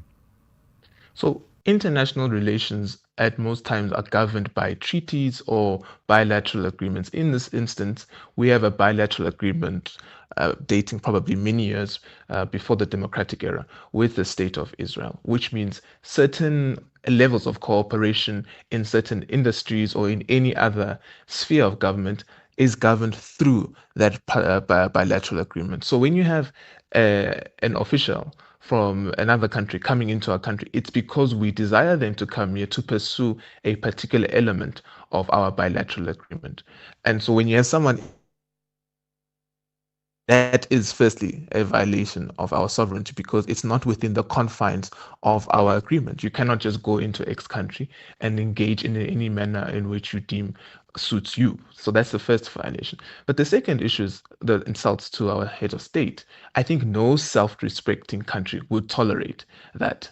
And we had been very lenient. We had continuously engaged them around this, and we didn't see any change in behavior. In fact, we saw a continued escalation.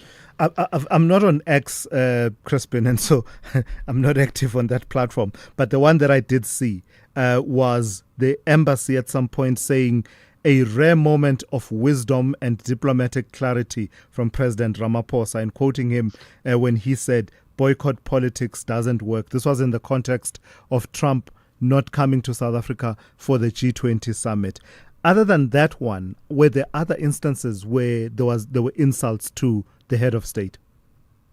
There were several others. As I said, when we were in the process of getting our South Africans out of Gaza, who had gone there on the flotilla Sumut. And that was a very important period because it required us to be as diplomatic as possible. Of course, there are South Africans who had engaged in activism and sought to deal with the Gaza situation. Instead, the Israeli embassy chose to even quote tweet some of our publications in the country where they were quoting the president, and some of the remarks that the Israeli embassy, I can't recall them offhand now, were just unbecoming of diplomatic practice and norms.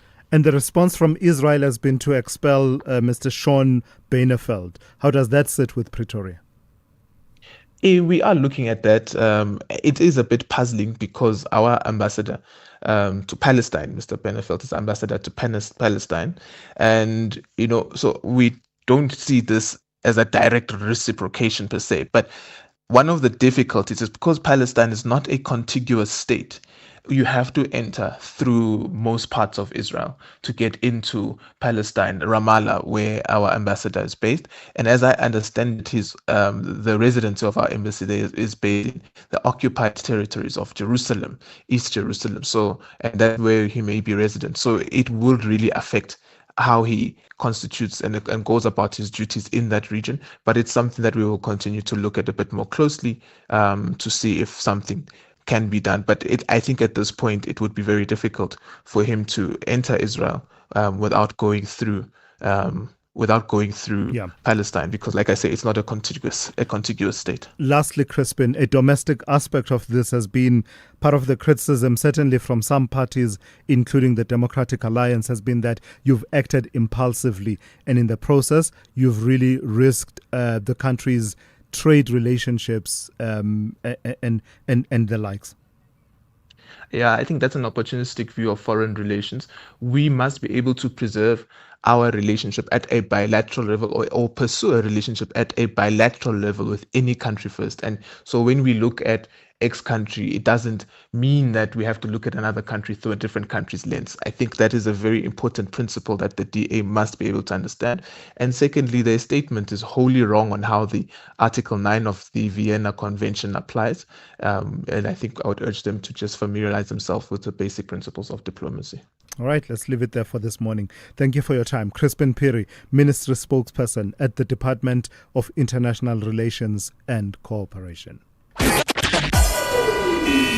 SAFM, guiding you through the rush hour traffic. It's a heavy Monday, almost guaranteed. The first Monday of the new month to be absolutely off the charts traffic-wise. It really is exceptionally busy everywhere today. Give you an example of that without any obstruction. The Mike 1 straight through Joburg, queuing up from Gold Reef City all the way through to about Greyston Drive. It is just thick and heavy. There's no incident there. That is just volume. Everything else is really buckling under some incidents on high-volume routes. The N1 North into Deepcliff, a crash earlier as you come out of Deepcliff down to Uncle Charlie's. That traffic still starts on the N12, Golden Highway exit right back at Devlin and back at El Dorado Park, I beg your pardon. It's coming in from Protea Glen and the top of Lenasia. Very heavy N12 onto the M1 all the way down to Uncle Charlie's. The Aikenoff and Kibler Park option out of Lenasia, heavy with diverting pressure as well. R59 crash after Clip River Drive on your way up from the Vaal. It's heavy. There's also a big truck crash on the Heidelberg Road.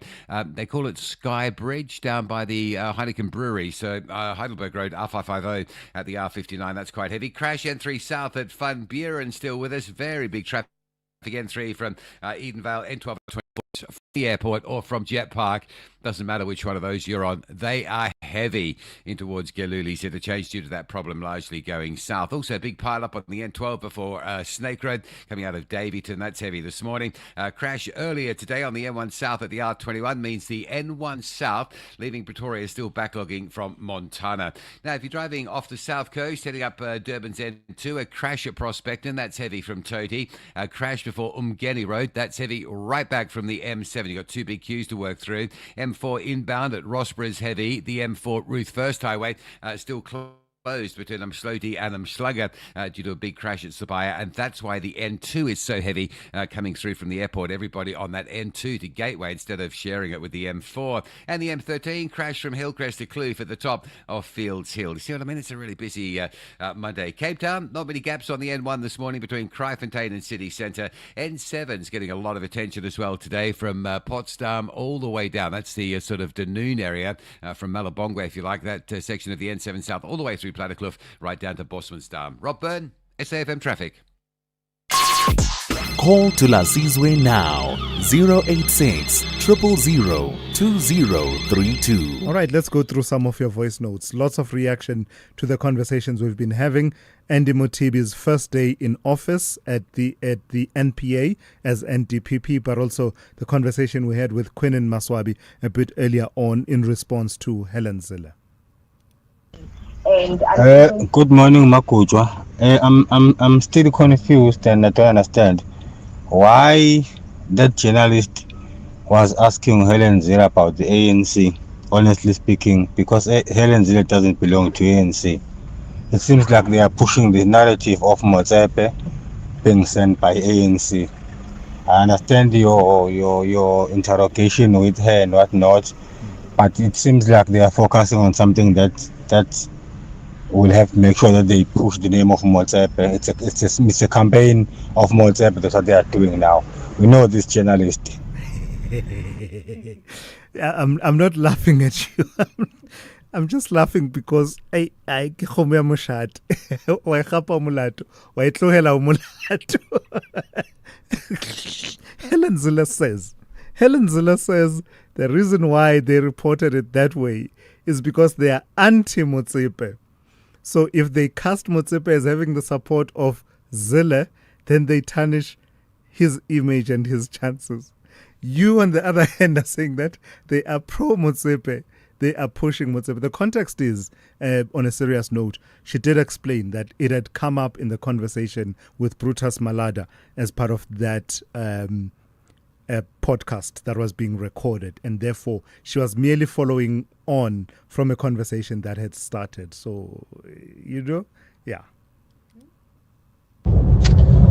Good morning to the Sue Grant from the Free State. Just listening to this Helen Zille saga. Obviously, that reporter won't be getting any more interviews in the next few years. Guaranteed that one.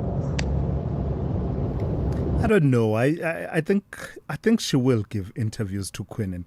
Helen Zille will do this, will challenge you. And yeah, all of us have experienced that, but I don't think she will blacklist Quinnen from that. I think it's somewhere there in that friction that I always talk about. I've not known her, unless other colleagues have had different experiences. I've not known her to blacklist people. She will obviously make it very difficult for you. It's not an easy interview at all, as many journalists will tell you. Thulas, morning. Tyro here. I hear people talking about Motsepe being a candidate, Motsepe this and that. As far as I'm concerned, and as far as Motsepe has made it clear that he's not interested in this position. Do you believe But him? then it's just a talk that is, ongoing as if it's something true. That's not true. Motsepe is not interested in all that ANC nonsense. He is not interested at all, and he said it. Okay, I don't know. Let's see. I don't know. So for you, that's the final word. I did hear him saying that he's not, he's not in that space. He's not interested. But yeah, we've seen a lot, I want to say politicians, but you'll say he's a businessman. He's active in politics, though. He is active in the ANC. So I don't know. We'll see. Let's just put it that way. We will see. Still a long way to December 2027. Then let's take this one on Advocate Andy Motibi and his first day at the NPA. Good morning, Thulasizwe and the SAFM listeners. On the issue of Motibi, my paranoid self just can't shake off the feeling that Ramaphosa is intentionally weakening the SIU, because it's been doing some great work and moving towards his nephew, Maumela. But now that Motibi is out, I think that Maumela's story will also just fizzle out. Anyway, Sbu. No, I hear you, Sbu. But remember, the work that the SIU, to the extent that the work it's been doing, you consider it to be good, it's been at the, what do they call it? Proclamation by the president. That's what they require to be able to do that. So I suppose we will have to see then what work then goes towards particularly the Tembisa hospital issues, because a lot of work had already been done by the SIU. The SIU part, much of it had happened. Had it concluded? I don't know. But let's see what happens going forward, because the other elements now talk to the other agencies, your NPA, your Hawks, building on what the SIU found at Tembisa Hospital about all of those syndicates, including they call it the Maumela Syndicate, I think that's what they called it. So let's see what happens going forward with the work to follow through on the work that the SIU had already done at Tembisa Hospital. Let's go to N. Musa on standby with the latest news. Outsurance is in the business of saving you money on your car insurance premium. If they can't, ask for 500 Rand. SMS out to 30754. That's out to 30754.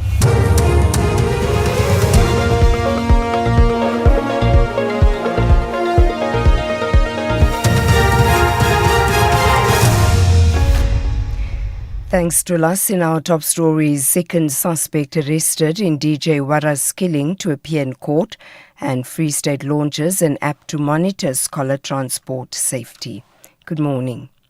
A second suspect allegedly linked to the assassination of Warwick DJ Wara Stock is expected to appear before the Johannesburg Magistrates Court today. The 25-year-old suspect, a Mozambican national, was arrested at Marathon Informal Settlement at Primrose in Germiston on Friday night. He faces charges of murder and contravention of the Immigration Act. The popular media personality was gunned down outside a building in the Johannesburg CBD in December. At the time of his killing, his security company had been contracted to enforce security at the premises. A new witness takes to the stand this morning at the Matlanga Commission. This as the Commission enters day 51 of proceedings at the Bridget Mabandla Justice College in Pretoria.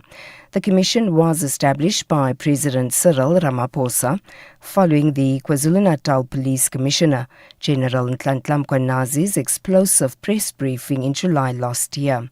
Sibatle Mota reports.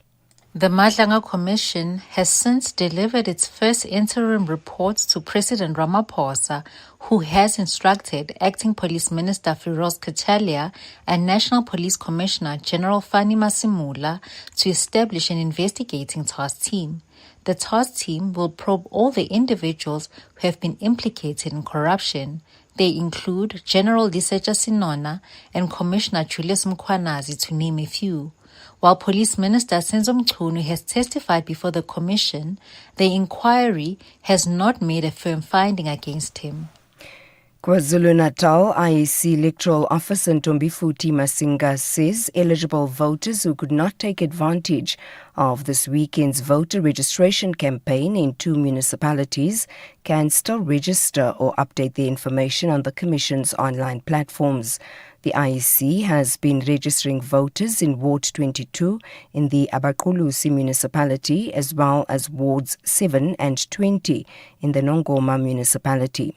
The campaign is ahead of by-elections scheduled to take place on the 18th of next month.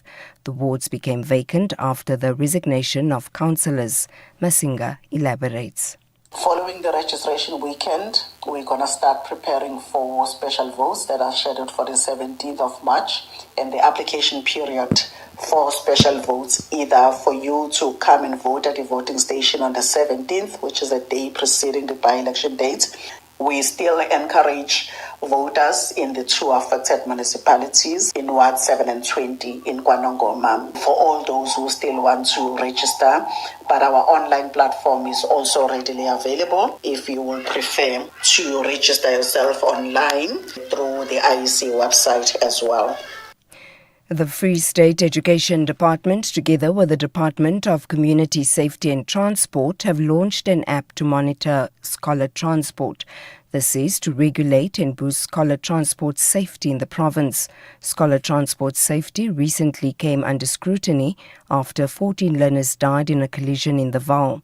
Provincial Education spokesperson Howard Ndaba says principals and district officials have been trained and made aware of how to identify vehicles and drivers not complying with legislation.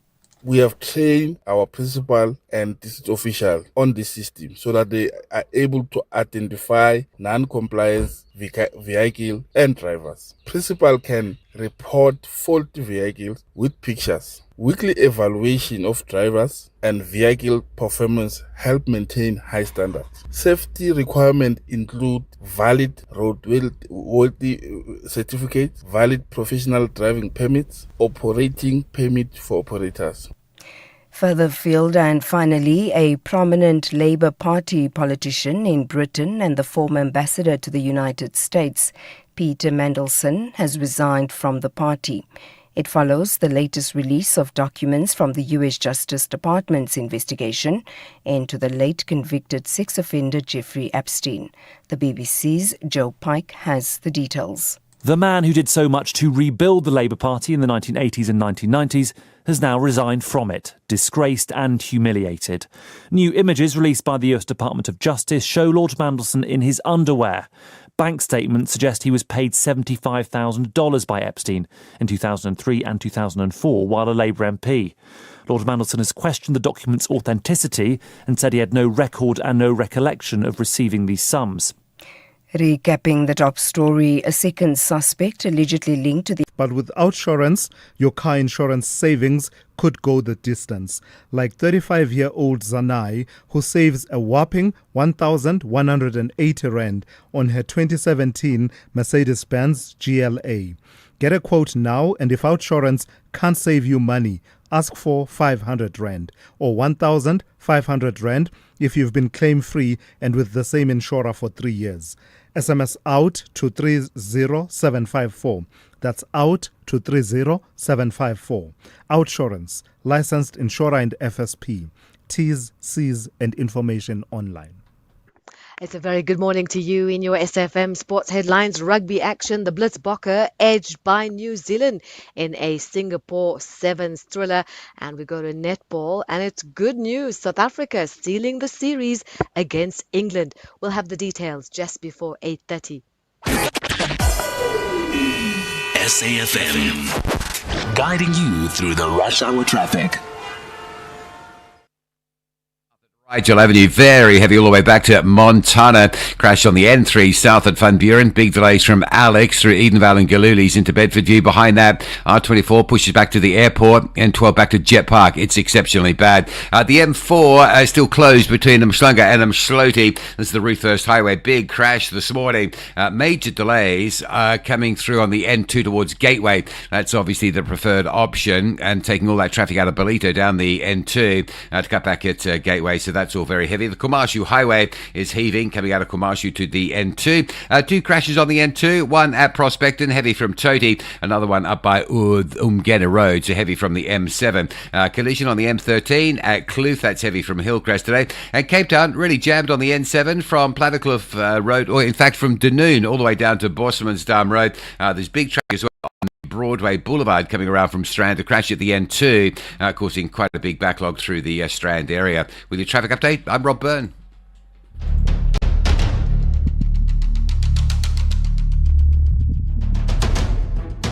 The Morning Brief with Thulasizwe Simelane. Weekdays, Monday to Friday, 6 to 9 a.m. The Morning Brief with Thulasizwe Simelane. Weekdays, Monday to Friday, 6 to 9 a.m. Good morning and welcome to the third hour of the Morning Brief on this Monday. It's great to be in your company. It's just gone 9 minutes after 8. In fact, it's coming up to about 10 minutes after 8. Still to come within this hour, we'll be speaking to Professor Glenda Gray, and we'll be talking about the first ever human HIV vaccine trial, which has now launched in this country. And she'll be telling us a bit more detail about how it fits in with the various interventions in as far as HIV and AIDS is concerned. Professor Glenda Gray will be my guest within the next few minutes. But before we get there, I do want to reflect on one or two of your WhatsApp messages that have been coming through on 0614 104 107. Brian Mabaya in Protea Glen, for example, says some tensions between South Africa and Israel are caused by some political parties or people of influence within our country who do as they please in engaging with some officials from Israel. First, it was the previous Minister of Defense going to Israel, the DA, then the Patriotic Alliance, also Dalindyebo, and the government doesn't act on such organizations and people who disregard the president because their rights and freedom of speech, they become diplomatic rebels. of our government, says Brian Mabaye there. Of course, King Dalindyebo very much center stage of the current dispute and the issues, because part of the visits were to the Eastern Cape, especially hospitals, and there was these promises of aid and assistance in dealing with water, if I read the story correctly. Jan in Cape Town weighing in on Patrice Motsepe and whether or not he will throw his name in the his hat in the ring. What's the expression? Okay, yeah, that one. Whether he will make himself available for the presidency of the ANC, possibly presidency of the country. Jen says Patrice Motsepe has so many businesses and sports teams to worry about. How on earth would he find time to run South Africa? Such a complex country and a huge job. Yeah, Jen. Yeah. So there's that thing we debated last week. The whole idea of putting your businesses in a trust. They remain your businesses, but, you say for the time being, let someone else run it. I wonder if that would be something he would want to do. Let's wait and see. I don't know. I don't want to... A lot will happen between now and December 2027. So I don't want to get ahead of myself. There'll be many, many names thrown within the mix of people that potentially could be candidates for the ANC presidency. Please, can you take up the issue of certain cars getting 0 stars on NCAP rating? 0 rating means at 60 kilometers collision, the driver and passenger will not survive. This test is done with same vehicle. Therefore, imagine high-speed collision with bigger vehicle like the trucks we have on our roads. The regulations do not account for this, and seems like AA is struggling to get government over the line. In Europe and Australia, the standards are quite high. Manufacturers will definitely take a chance if government does not protect its people, says that person there. It's a good suggestion. We'll pick up on that story in the coming days. The NCAP rating. They do this from time to time and just show you what each of the really popular vehicle brands scored on the NCAP rating for safety. And therefore, there's one out at the moment. And you're absolutely right. We should pick up on that conversation. Let's keep the conversation going. Do call me on 086 000 2032. 086 000 2032. Your WhatsApp voice notes on 0614 104 107. Let's get into it. The third hour of the morning brief. If you think you cannot afford a lawyer, think again. Clientele Legal has made professional legal services affordable. You receive up to 745,000 Rand worth of legal services per year. Our range of plans include cover for you, your spouse, children, and extended family. Plans include cover for civil, criminal, and labor-related matters. Whether it's protection orders, gender-based violence, uncontested divorce, or poor service, your Clientele Legal lawyer will be there to assist you. Our services are convenient. Simply pick up the phone and call your lawyer or send us an email and we'll get back to you. All plans include a bail benefit of up to 5,000 Rand and we'll go to the police station and pay it for you. Plus, Clientele Legal offers you 24-hour telephonic legal advice. SMS SAFM to 32195. That's SAFM to 32195. Clientele General is an authorized FSP and licensed non-life insurer. T's and C's online. Standard rates apply. Thulasizwe Simelane is streaming live now on Facebook, YouTube, and X at SAFM Radio. All right, let's go to your calls immediately. Let me take a call from Bongos Matigazela. Good morning to you. Good morning, Thulasizwe, and good morning to your listeners. Former leader of the DA in the Western Cape, yeah? Yes, sir. Yes. No, look, I think Kunen is being mischievous, honestly. I mean, that cannot be viewed as endorsement by Helen. But of course, I mean, you keep on asking a question. I mean, your listeners, whether Patrice can consider becoming the president. And I think what we must understand is that the lobby group that is lobbying Patrice to stand, it's not about whether Patrice, can make a difference in the country. They want to protect their own interests, Thulasizwe. You remember the story about Ramaphosa being a businessman, not interested in being Yes. the president. This is about really, at the core of it, it's about getting someone who will protect the interests. I mean, there are huge interests in the renewable energy space where Patrice, Ramaphosa, and some of his people that want to protect. So they would want someone who will make sure that, one, he will protect the current president, and secondly, make sure that their interest is also protected. So I agree with you. We mustn't be surprised if Patrice really becomes the candidate for the ANC come 2027. Yeah. Let me engage you on the bit about Quinnen and whether or not there was an endorsement. There's a bit where Helen Zille says it would not be disruptive. And I'm playing devil's advocate. I have no strong view on this matter.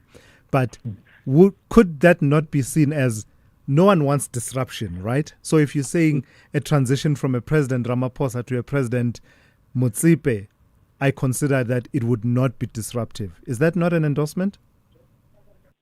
No, it's not an endorsement. It's a view and an observation, Thulas, Yes. and it's a fact. I mean, she's merely saying that the people who supported President Ramaphosa see Motsepe as an extension of Ramaphosa, and therefore it will be a seamless transition. That's what she's saying. Okay, gotcha. Bonkos, thank you for calling in. Bonkos Matigizela there, weighing in on that issue, that debate around Patrice Motsepe and what Helen Zille said in relation to that prospect. Felicity, good morning. Good morning, Thulas. Happy Monday. Are you well? I'm good, Felicity. You? Happy Monday to you. I am well. Yes. I'm well. I listened, but I never called. But today, when you spoke about, ke kgomo ya moshate, I was like, Kgomo ya moshate. Even my Swati tongue knows gore ke kgomo ya moshate. I wanted to talk about this issue of the DA, Helen Zille. Yes. Then I'm thinking, no, we will talk about politics for the whole year. It's fine. I'll comment on that. But here's something that is very heated. I get we're all jumping on the bandwagon now. Mm-hmm. The scholar transport issue. Yes. We don't have a scholar transport problem as a country. I think we've got a road safety problem as a country. And these problems are not going to go anywhere for as long as government is reactionary. What is this thing that's happening, launching of apps? Principals must be monitoring scholar transport. With what capacity? Sure. Teachers and school principals are already inundated with admin work. Yeah. Lest we talk about how teachers and principals also have to be dealing with issues of discipline. Actually, we send our problems to the schools. Yeah. So when will they have time to monitor all of this? And Thulas, had government had a concrete plan for scholar transport, we wouldn't be seeing these private operators. Look at what is happening in the provinces where government is running these scholar transport things. Just before schools opened, some 60-something buses in the KZN region, they failed the road safety test.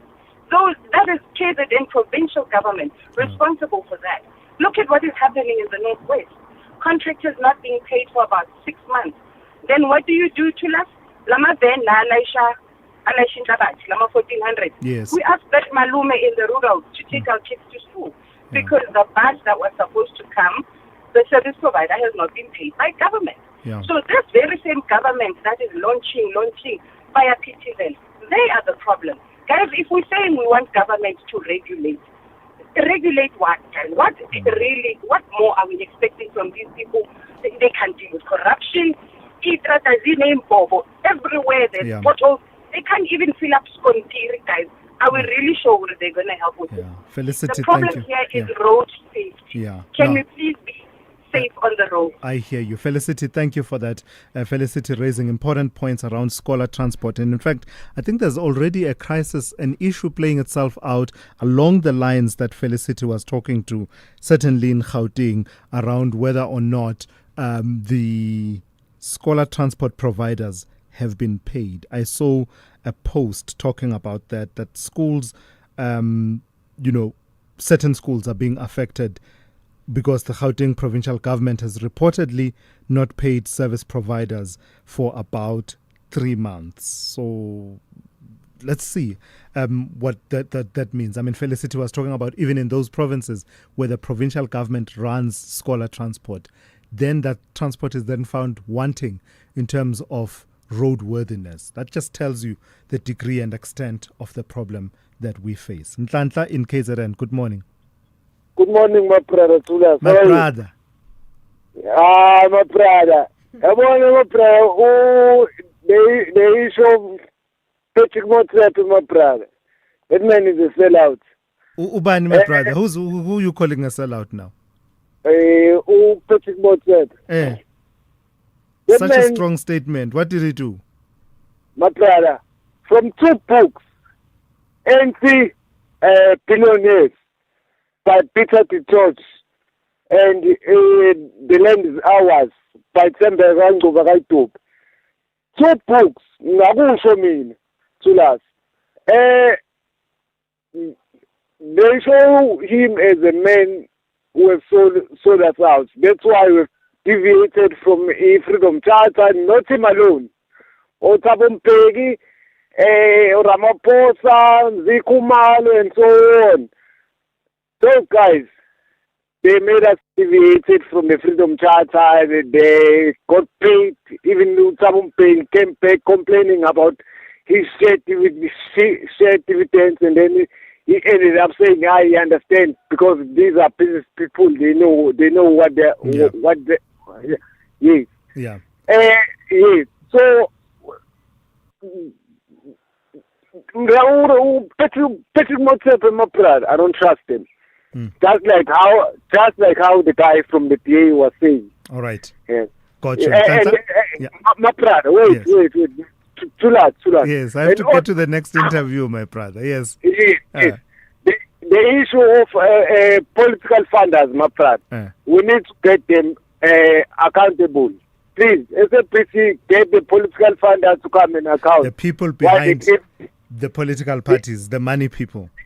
Yeah. They must come in account. All right, Ntlantla, I've got to go. I really have to go. Thank you for calling in. It's been a while. That's Ntlantla out in KZN. In the next few minutes, my conversation with Professor Glenda Gray. Imagine if you could save time like you save money. A second here, a minute there. Type a little faster, walk a little faster. Or you could stop scrolling on the internet. Just think of all the hours you'll save. Now, what if you could take all that time and invest it? Watch it grow. Until eventually, one day, you'd have so much time that you wouldn't know what to do with it all. But unfortunately, time doesn't work like that. It can't be stored or banked. And unlike money, you can't get it back. That's why after 50 years of investing, we've learned that time is the greatest gift of all. And the good news is, if you invest early, time gives you money. And then money gives you more time to do whatever you want to do, even if it is scrolling on the internet. Ellen Gray, long-term investing. Ellen Gray is an authorized FSP. Welcome to it. This is season 1 of Playlist happening right here at Maloka, and believe me, it's a party. Set your reminder every Friday, 9 p.m. Playlist at Maloka is in the building. So you thought you were building a business in this economy, but day by day, somehow it grew. You kept going when the freezer didn't freeze, the bucket didn't budge, and the bank balance barely blinked. So you thought you were building a business. You weren't. It was building you. Because this isn't just what you do anymore, it's who you are, and you don't trust just anybody to protect it. Chat to your broker about Old Mutual Insure Business Insurance. Protect what built you. Old Mutual Insure Limited is a licensed FSP and non-life insurer. The only talk radio morning breakfast show that makes sense. The Morning Brief with Thulasizwe Simelane.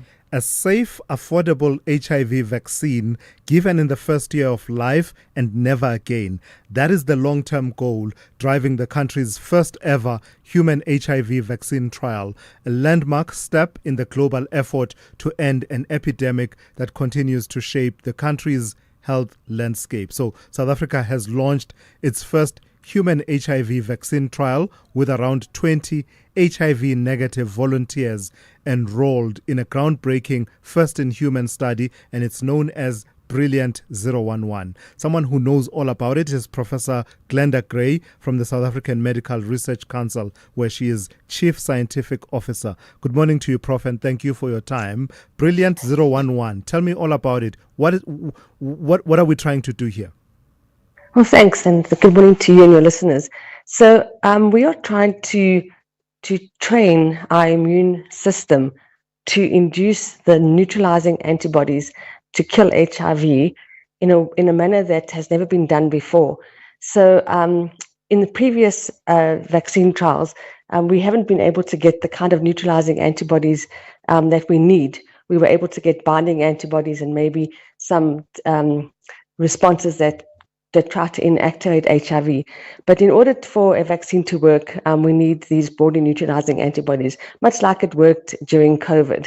And so we have to train our immune systems and march them along a path that in the end produces neutralizing antibodies. So that's what we're trying to do with these two vaccines. So these two vaccines, the immunogens that we use on these two vaccines were discovered in Africa, and they came from people who were on vaccine trials who seroconverted. And so we were able to look at their bloods and identify very interesting targets to work on to help us move our immune system along. And I imagine that similar to the conversations we had during COVID, to get to human trials, a lot of the work would have gone in already. How significant is it that we are here at this point? Does it indicate promise of yes, these vaccines?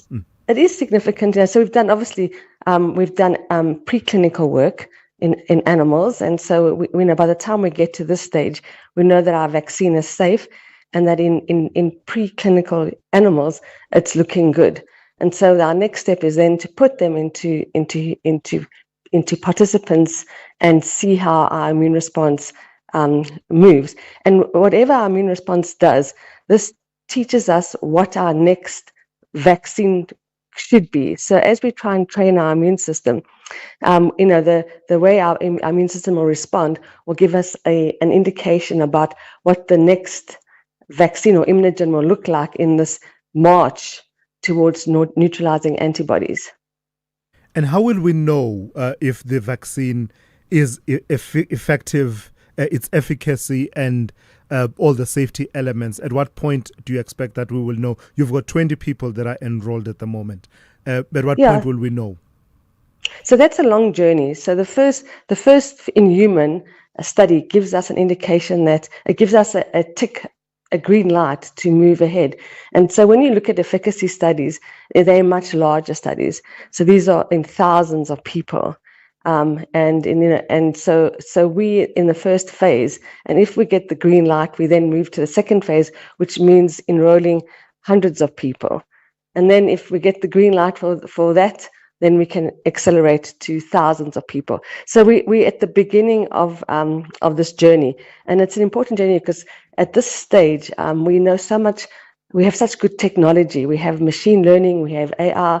We have modern ways of designing vaccines, and so this is the right time to be doing HIV vaccine discovery work because we have a huge amount of technology that supports us and helps us and guides us along the way.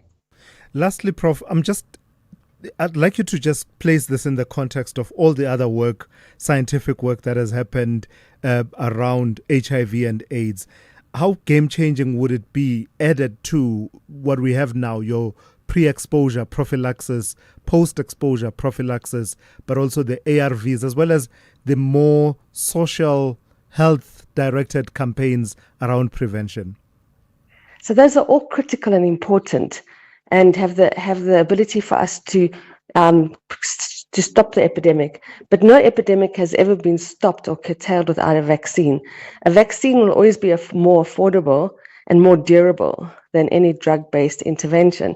And so if we had a vaccine, you got 3 doses, and we don't have to see you again for 10 years. That's much better than having to see someone twice a year. So these long-acting antiretrovirals are critical and are important, and they give us time so that we can accelerate vaccine development. So we need time. We need to buy time. We can't not roll these interventions out because we need to prevent transmission in our country. But this gives us the time to then do the vaccine work so that we can then say, okay, we have a vaccine, and then we can put this as part of the toolkit for HIV prevention. HIV vaccines are also important because they also may have a therapeutic avenue. And so we were also looking at these vaccines to see whether these can help people who are living with HIV to manage their drugs or even get to a functional cure. So both prevention and therapy, we're hoping that these vaccines will do. All right, let's leave it there. Exciting time for you as a team of professionals working in this really critical bit of work that is taking place. South Africa leading once again in terms of that research. Professor Glenda Gray from the South African Medical Research Council, where she is Chief Scientific Officer. And Musa on standby with the latest news. Good morning. Thanks to us. In the headlines, a suspect arrested in connection with the murder of 3 children in northern KwaZulu-Natal is expected to appear in the local magistrates' court today on charges of murder. The 3 children, aged between 7 and 15, were stabbed to death.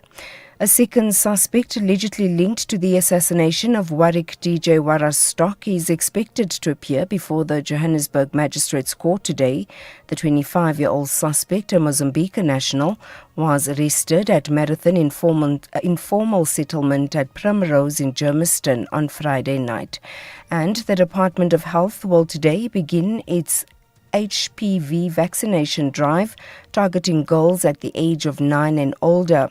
HPV is a common virus that can infect both males and females and causes cervical cancer in women later in life. I'll have details on these and other stories at 9. SAFM, guiding you through the rush hour traffic. Well, Big Monday continues with big traffic around multiple routes this morning. I'm sure if you're out and about in it, you would have been feeling it, probably wondering what's going on. I think it's nothing more than, when Monday falls close to the first, it really is quite different. Buses and trains, largely a lot lighter today, but the roads absolutely jam-packed. Making your way to Sandton, all sorts of problems there, from sort of Brown Fisher in that central Randburg area, and then along Republic Road down to Winnie Mandela in front, Grosvenor Crossing, Peter Place coming in the back of Bryson there, Ballyclare Drive, also Bryson Drive, Rivonia Road. If you're on your way to Sandton, it's going to take a lot longer to get through. Some enormous traffic build-up this morning than you might be expecting. Now the big one's the N3 south at Van Buren, a crash with us all morning. This is a disaster. N3 lines up from Alex to get through Galilees into Bedfordview. R24 is back to the airport. N12 into Galilees back to Jet Park Road. Really extreme traffic out that way. And everyone coming north, having a look at it from Germiston, Alberton, up towards Van Buren as well. Another big delay coming in off Ekurhuleni's N12, a crash before Snake Road, multi-vehicle pile-up that one. Traffic all the way back through to Kingsway at Davyton. Durban's M4 at Sabaya has been reopened. That's after a big crash. It closed the road for a couple of hours this morning, but it stays heavy between Umsloti and Umslunga along that coast route. Also crash into north at Mgena Road. Very heavy backlogs from the M7. Bluff exit this morning, routing up through Spaghetti Junction. Cape Town starting to ease, but still...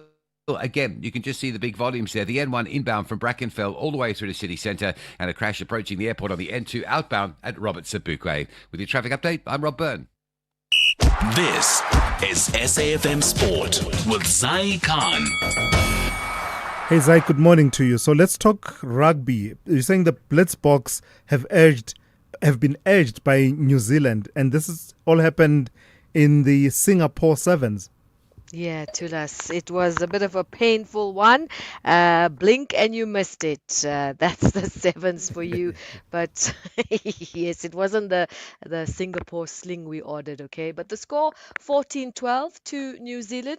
Yes, it was a brilliant effort from the team. South Africa launching furious late attacks beyond the hooter, but the winning score proved just out of reach. So, yeah, not to be for us at this time. But nevertheless, MLS soccer action. Kaizer Chiefs boosting their CAF Confed Cup hopes with a hard-fought 1-0 win over Zesco United at Moses Mabhida Stadium. The win lifting Chiefs to 7 points in Group D. They have crunch clashes against Al Masry in Polokwane and Zamalek in Cairo still to come. CAF Confed Cup news again. Stellenbosch FC coach Gavin Hunt says the 3-0 defeat to CR Belouizdad flattered the visitors, insisting his side created chances but lacked that cutting edge at the DHL Stadium. The loss drops Stellies to 4th in Group C with 2 matches remaining. Attention now turning to a massive Nedbank Cup last 32 clash against Kaizer Chiefs, and it's happening this Wednesday. In the Premiership, Sekhukhune United snapped a 3-match winless run. 1-0 was their victory over TS Galaxy, and we also have action in the Premier League. Brentford stunning Aston Villa 1-0 away from home, while Manchester United edged Fulham 3-2 in a late Old Trafford thriller. 10-man Nottingham Forest showed grit to draw 1-1 with Crystal Palace, and Tottenham Hotspur dented Manchester City's title push with a 2-2 comeback in North London. And finally, netball, South Africa sealing the series against England with a commanding 65-50 victory in Johannesburg. The Spar Proteas set the tone early at Ellis Park, racing to a 36-12 half-time lead, and it was an impressive 86% shooting accuracy from the Spar Proteas, which underlined a dominant performance.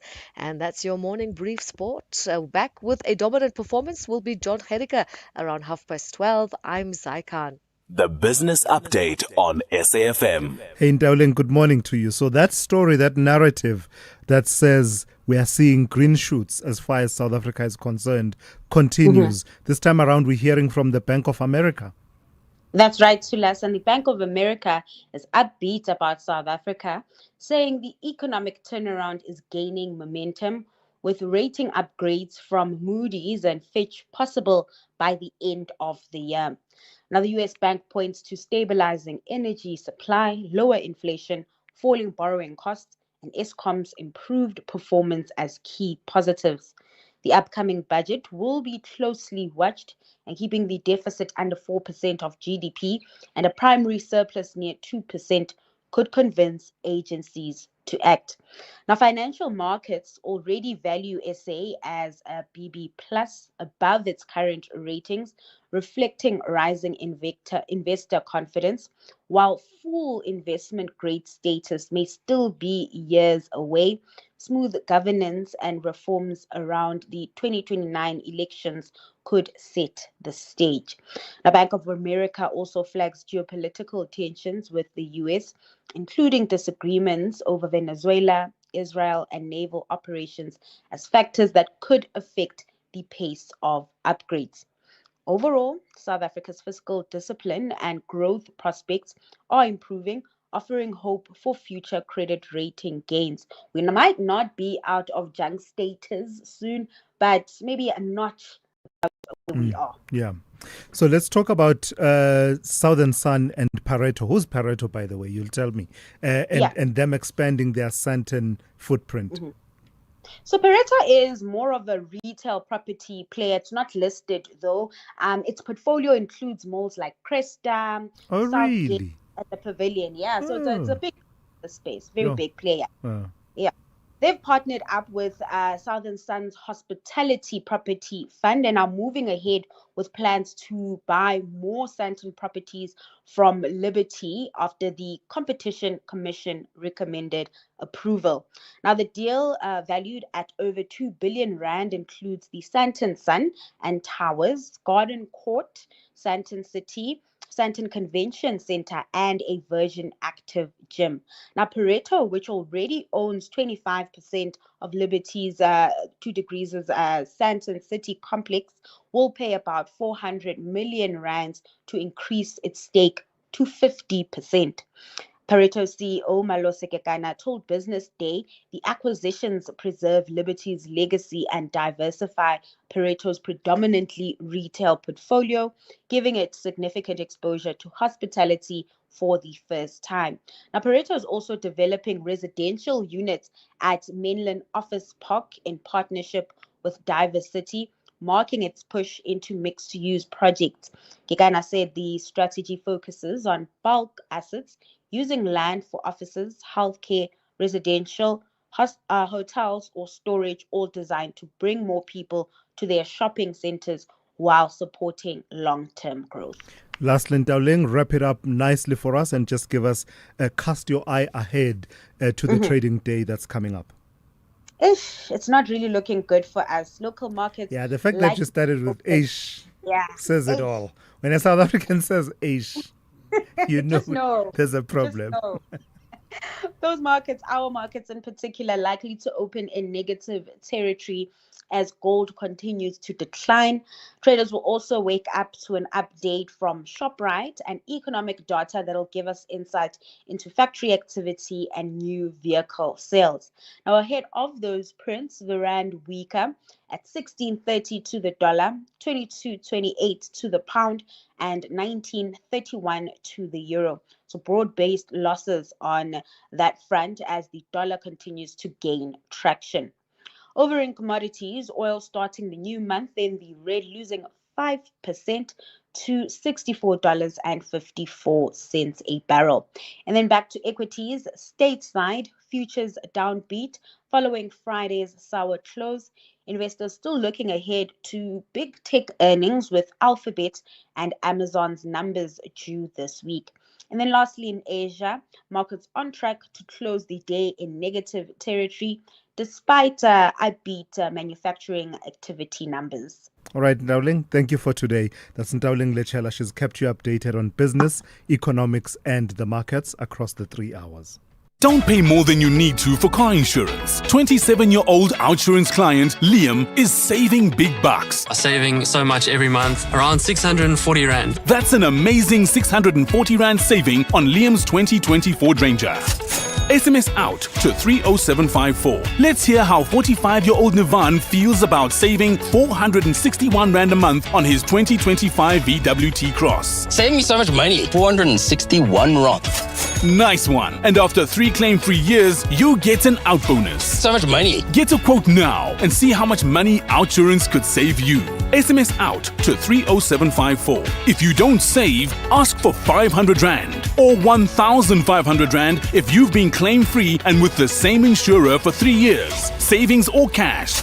You have nothing to lose with Outsurance. SMS out to 30754. That's out to 30754. Licensed insurer in FSP. TCs and information online. For news on South African industry and mining, Creamer Media's Engineering News and Mining Weekly has you covered. Click through to Creamer Media's Engineering News each day for the latest on the people and companies shaping the energy transition and South African industry. Keep your finger on the critical minerals pulse by visiting Creamer Media's Mining Weekly. For deeper insight, subscribe to the Engineering News and Mining Weekly magazine, out on Fridays. Creamer Media, current, credible, comprehensive. Eskom customers, change is here. Eskom is upgrading old electricity meters with modern smart meters, giving you clarity, control, and confidence. With your new meter, you'll be able to see your usage in real time, giving you the power to manage your electricity with ease. Smart meters are accurate and help Eskom respond faster to issues. Please allow our authorized installers access to install your new meter. For more information, visit our website. Eskom, redefining for a better future. Thulasizwe Simelane is streaming live now on Facebook, YouTube, and X at SAFM Radio.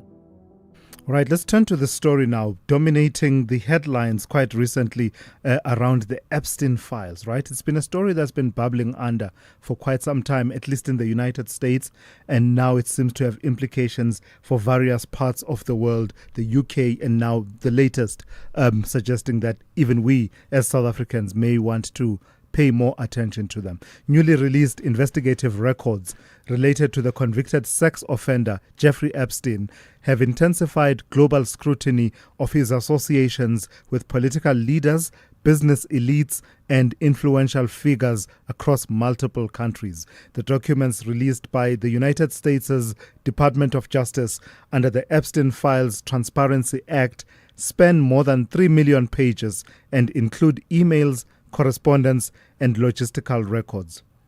So, while the files do not automatically imply criminal wrongdoing by those named, they reveal the extent of Epstein's social and political reach and have renewed calls for from survivors for transparency and accountability. Let's speak to Thinas Ferreira, independent TV critic, writer and journalist, as well as a pop culture and media expert. Thinas, good morning and thank you for your time. Apologies for that. I got excited and I switched off my own mic. Thinas, this has been a story that seemed to be playing itself out in the United States and a political hot potato for their political system.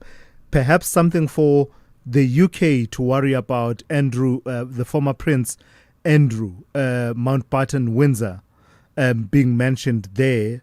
But few of us would have paid attention to it. Tell me what these latest releases from the Epstein files reveal that should be of interest to all of us. It's really not going away. And I remember about 20 years ago, the things that you would sort of run home to every day to go and watch in the afternoon would be Days of Our Lives, The Young and the Restless, and The Bold and the Beautiful. And now we kind of have this very lurid real life soap that sort of just continues every day, every week, every month with these new revelations. And on Friday, also very sad for Donald Trump's wife, Melania, because it overshadowed sort of the premiere of her, let's call it documentary, more like Melania Ganda. The release of these another 3.5 million files, America's Department of Justice say they're now done, which is again causing more controversy because at the beginning they said there's 6 million. So how can they be done if they've now only released about 50%? There's another 3 million left.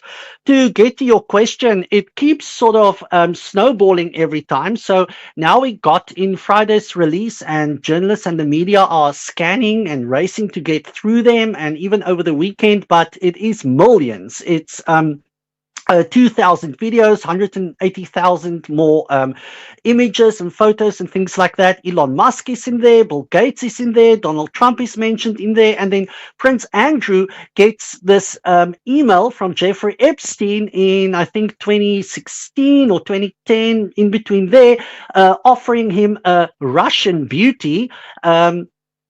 Prince Andrew being told she's Russian, she's 26, she's beautiful, she would like to meet you, and she has your email. Did he not think he's opening him up to an alleged spy?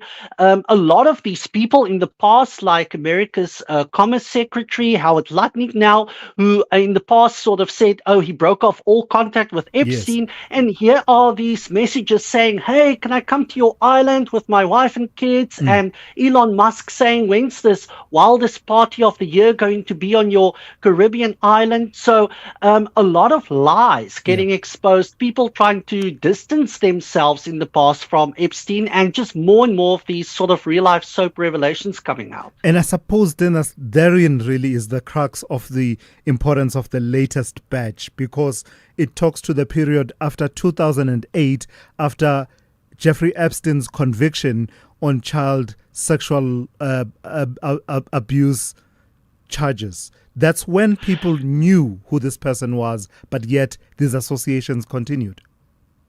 And associations that people kept quiet about. One of the national security advisors of Slovenia, who resigned yesterday after his name became public, he must have known he's in there because he communicated with Jeffrey Epstein.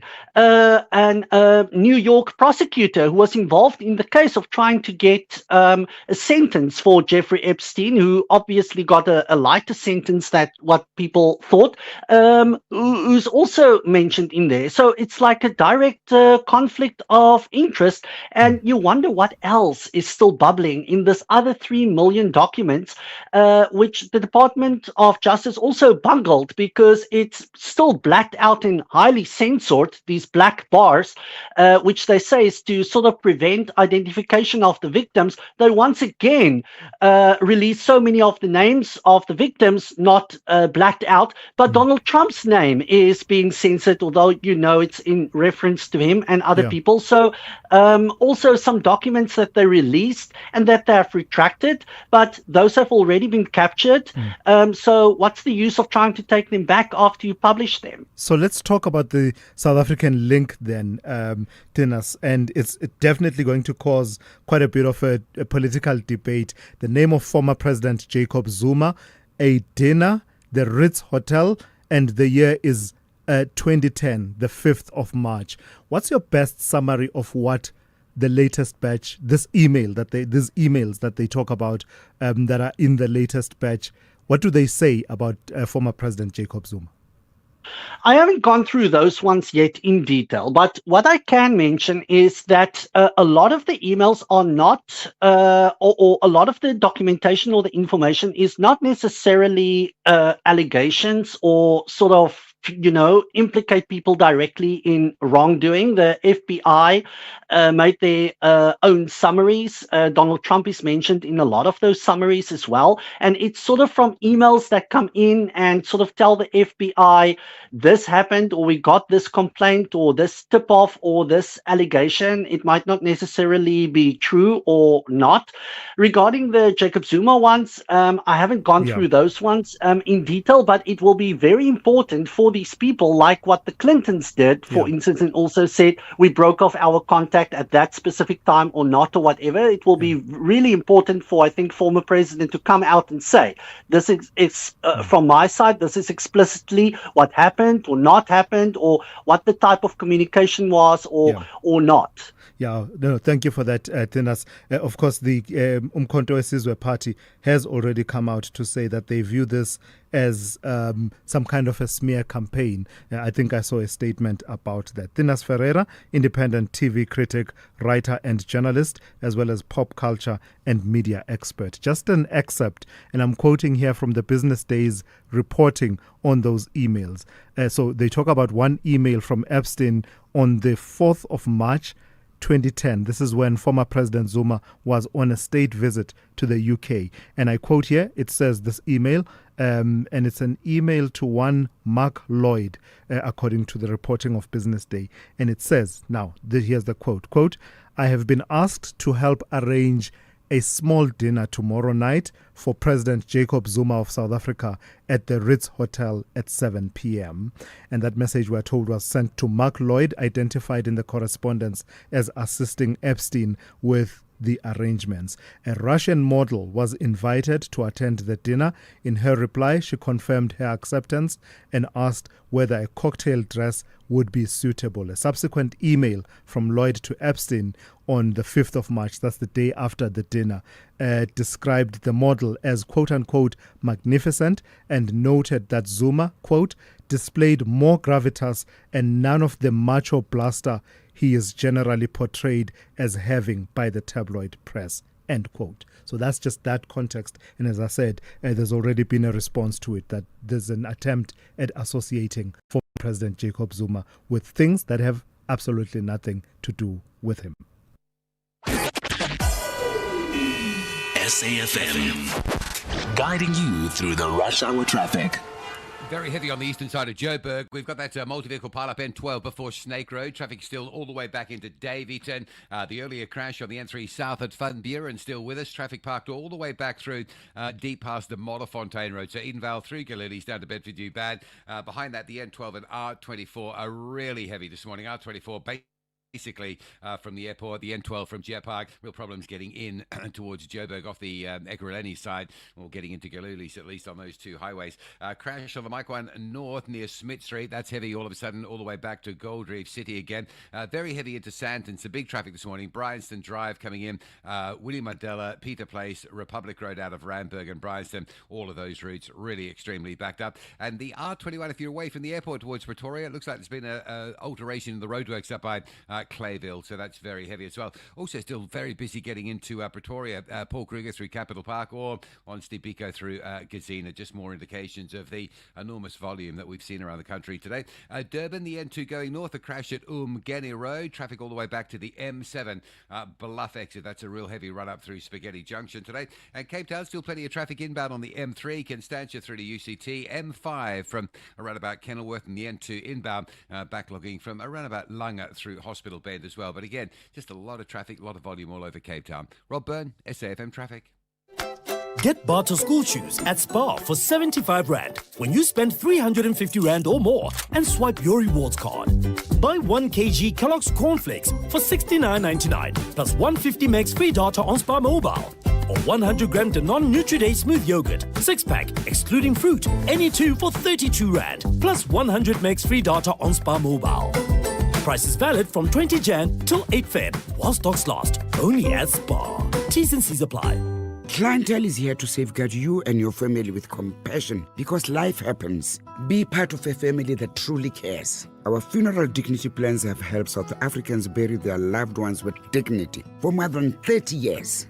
Let us help you create a meaningful tribute that honors your life and those of your loved ones. We pay out within 24 hours and you will get double accident cover with a clientele funeral plan.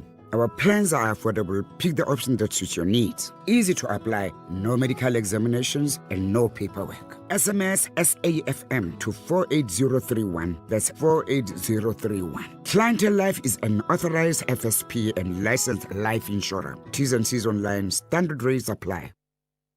January is for intention setting. Less noise, more meaning. So say yes. Yes to beauty, yes to culture. Yes to slowing down, and yes to Montreux Jazz Festival Franschhoek, where Montreux meets Africa with curated global and African music in an intimate setting. Don't miss it. Get your tickets now and make this your yes moment. Montreux Jazz Festival Franschhoek. Say yes. Visit mjfsa.com for details.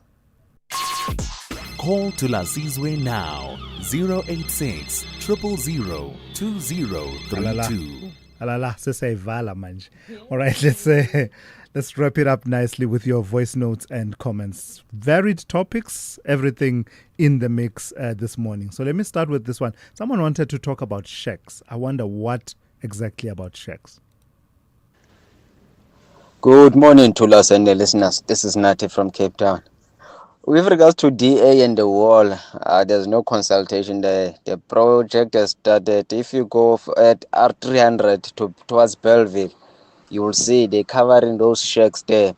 However, there at the front where there are no shacks, they did not cover anything. So it is rich for them to be blaming McKinsey of lack of consultations, whereas they did the same here with the wall that they want to do in order to hide poverty. Thank you. That's an interesting topic. We must come back to that. Thank you for raising it. Good morning to Thulasizwe and the SAFM listeners. On the issue of Mutibi, my paranoid self. All right, apologies for that. I think we had played that one a bit earlier on. Let me go to this one. Morning, Thulas. We will see if Mutibi is determined and willing to perform his duties. Firstly on his list is Maumela Saka, Tembisa Hospital, Serial 17 Saka and classified files, Palapala Saka, Malema on his journey to prison, Zuma/Epstein Saka files, Aubrey here. Aubrey, thank you for that. Obviously, that's as to the extent that they fall within criminal prosecution. not the other elements that have been taken care of, right? So it will land on his desk. So the Tembisa one is a great example. He did the work while he was in the SIU, and the civil standard was met there. Now you're on this side. So it's a bit like the equivalent of what they call javelin throwing when they talk about corruption. He didn't realize it at the time. When he made referrals to the NPA that he was throwing a javelin for himself, now he must go in the other end and pick it up. Let's see whether he then follows through on those issues of prosecution, where there was a general frustration of, we refer for prosecution and nothing ever happens. The ball is in your court now, Advocate Motibi. You are now the person in charge.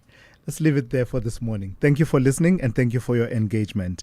The talking point with Kete Mutlatlana, no, Zalma shaking her head. So I think it's KG Mweketse who is in for Kete this morning. Stick around. That's coming up in a moment after the news. I'm Thulasizwe Simelane. You've been briefed.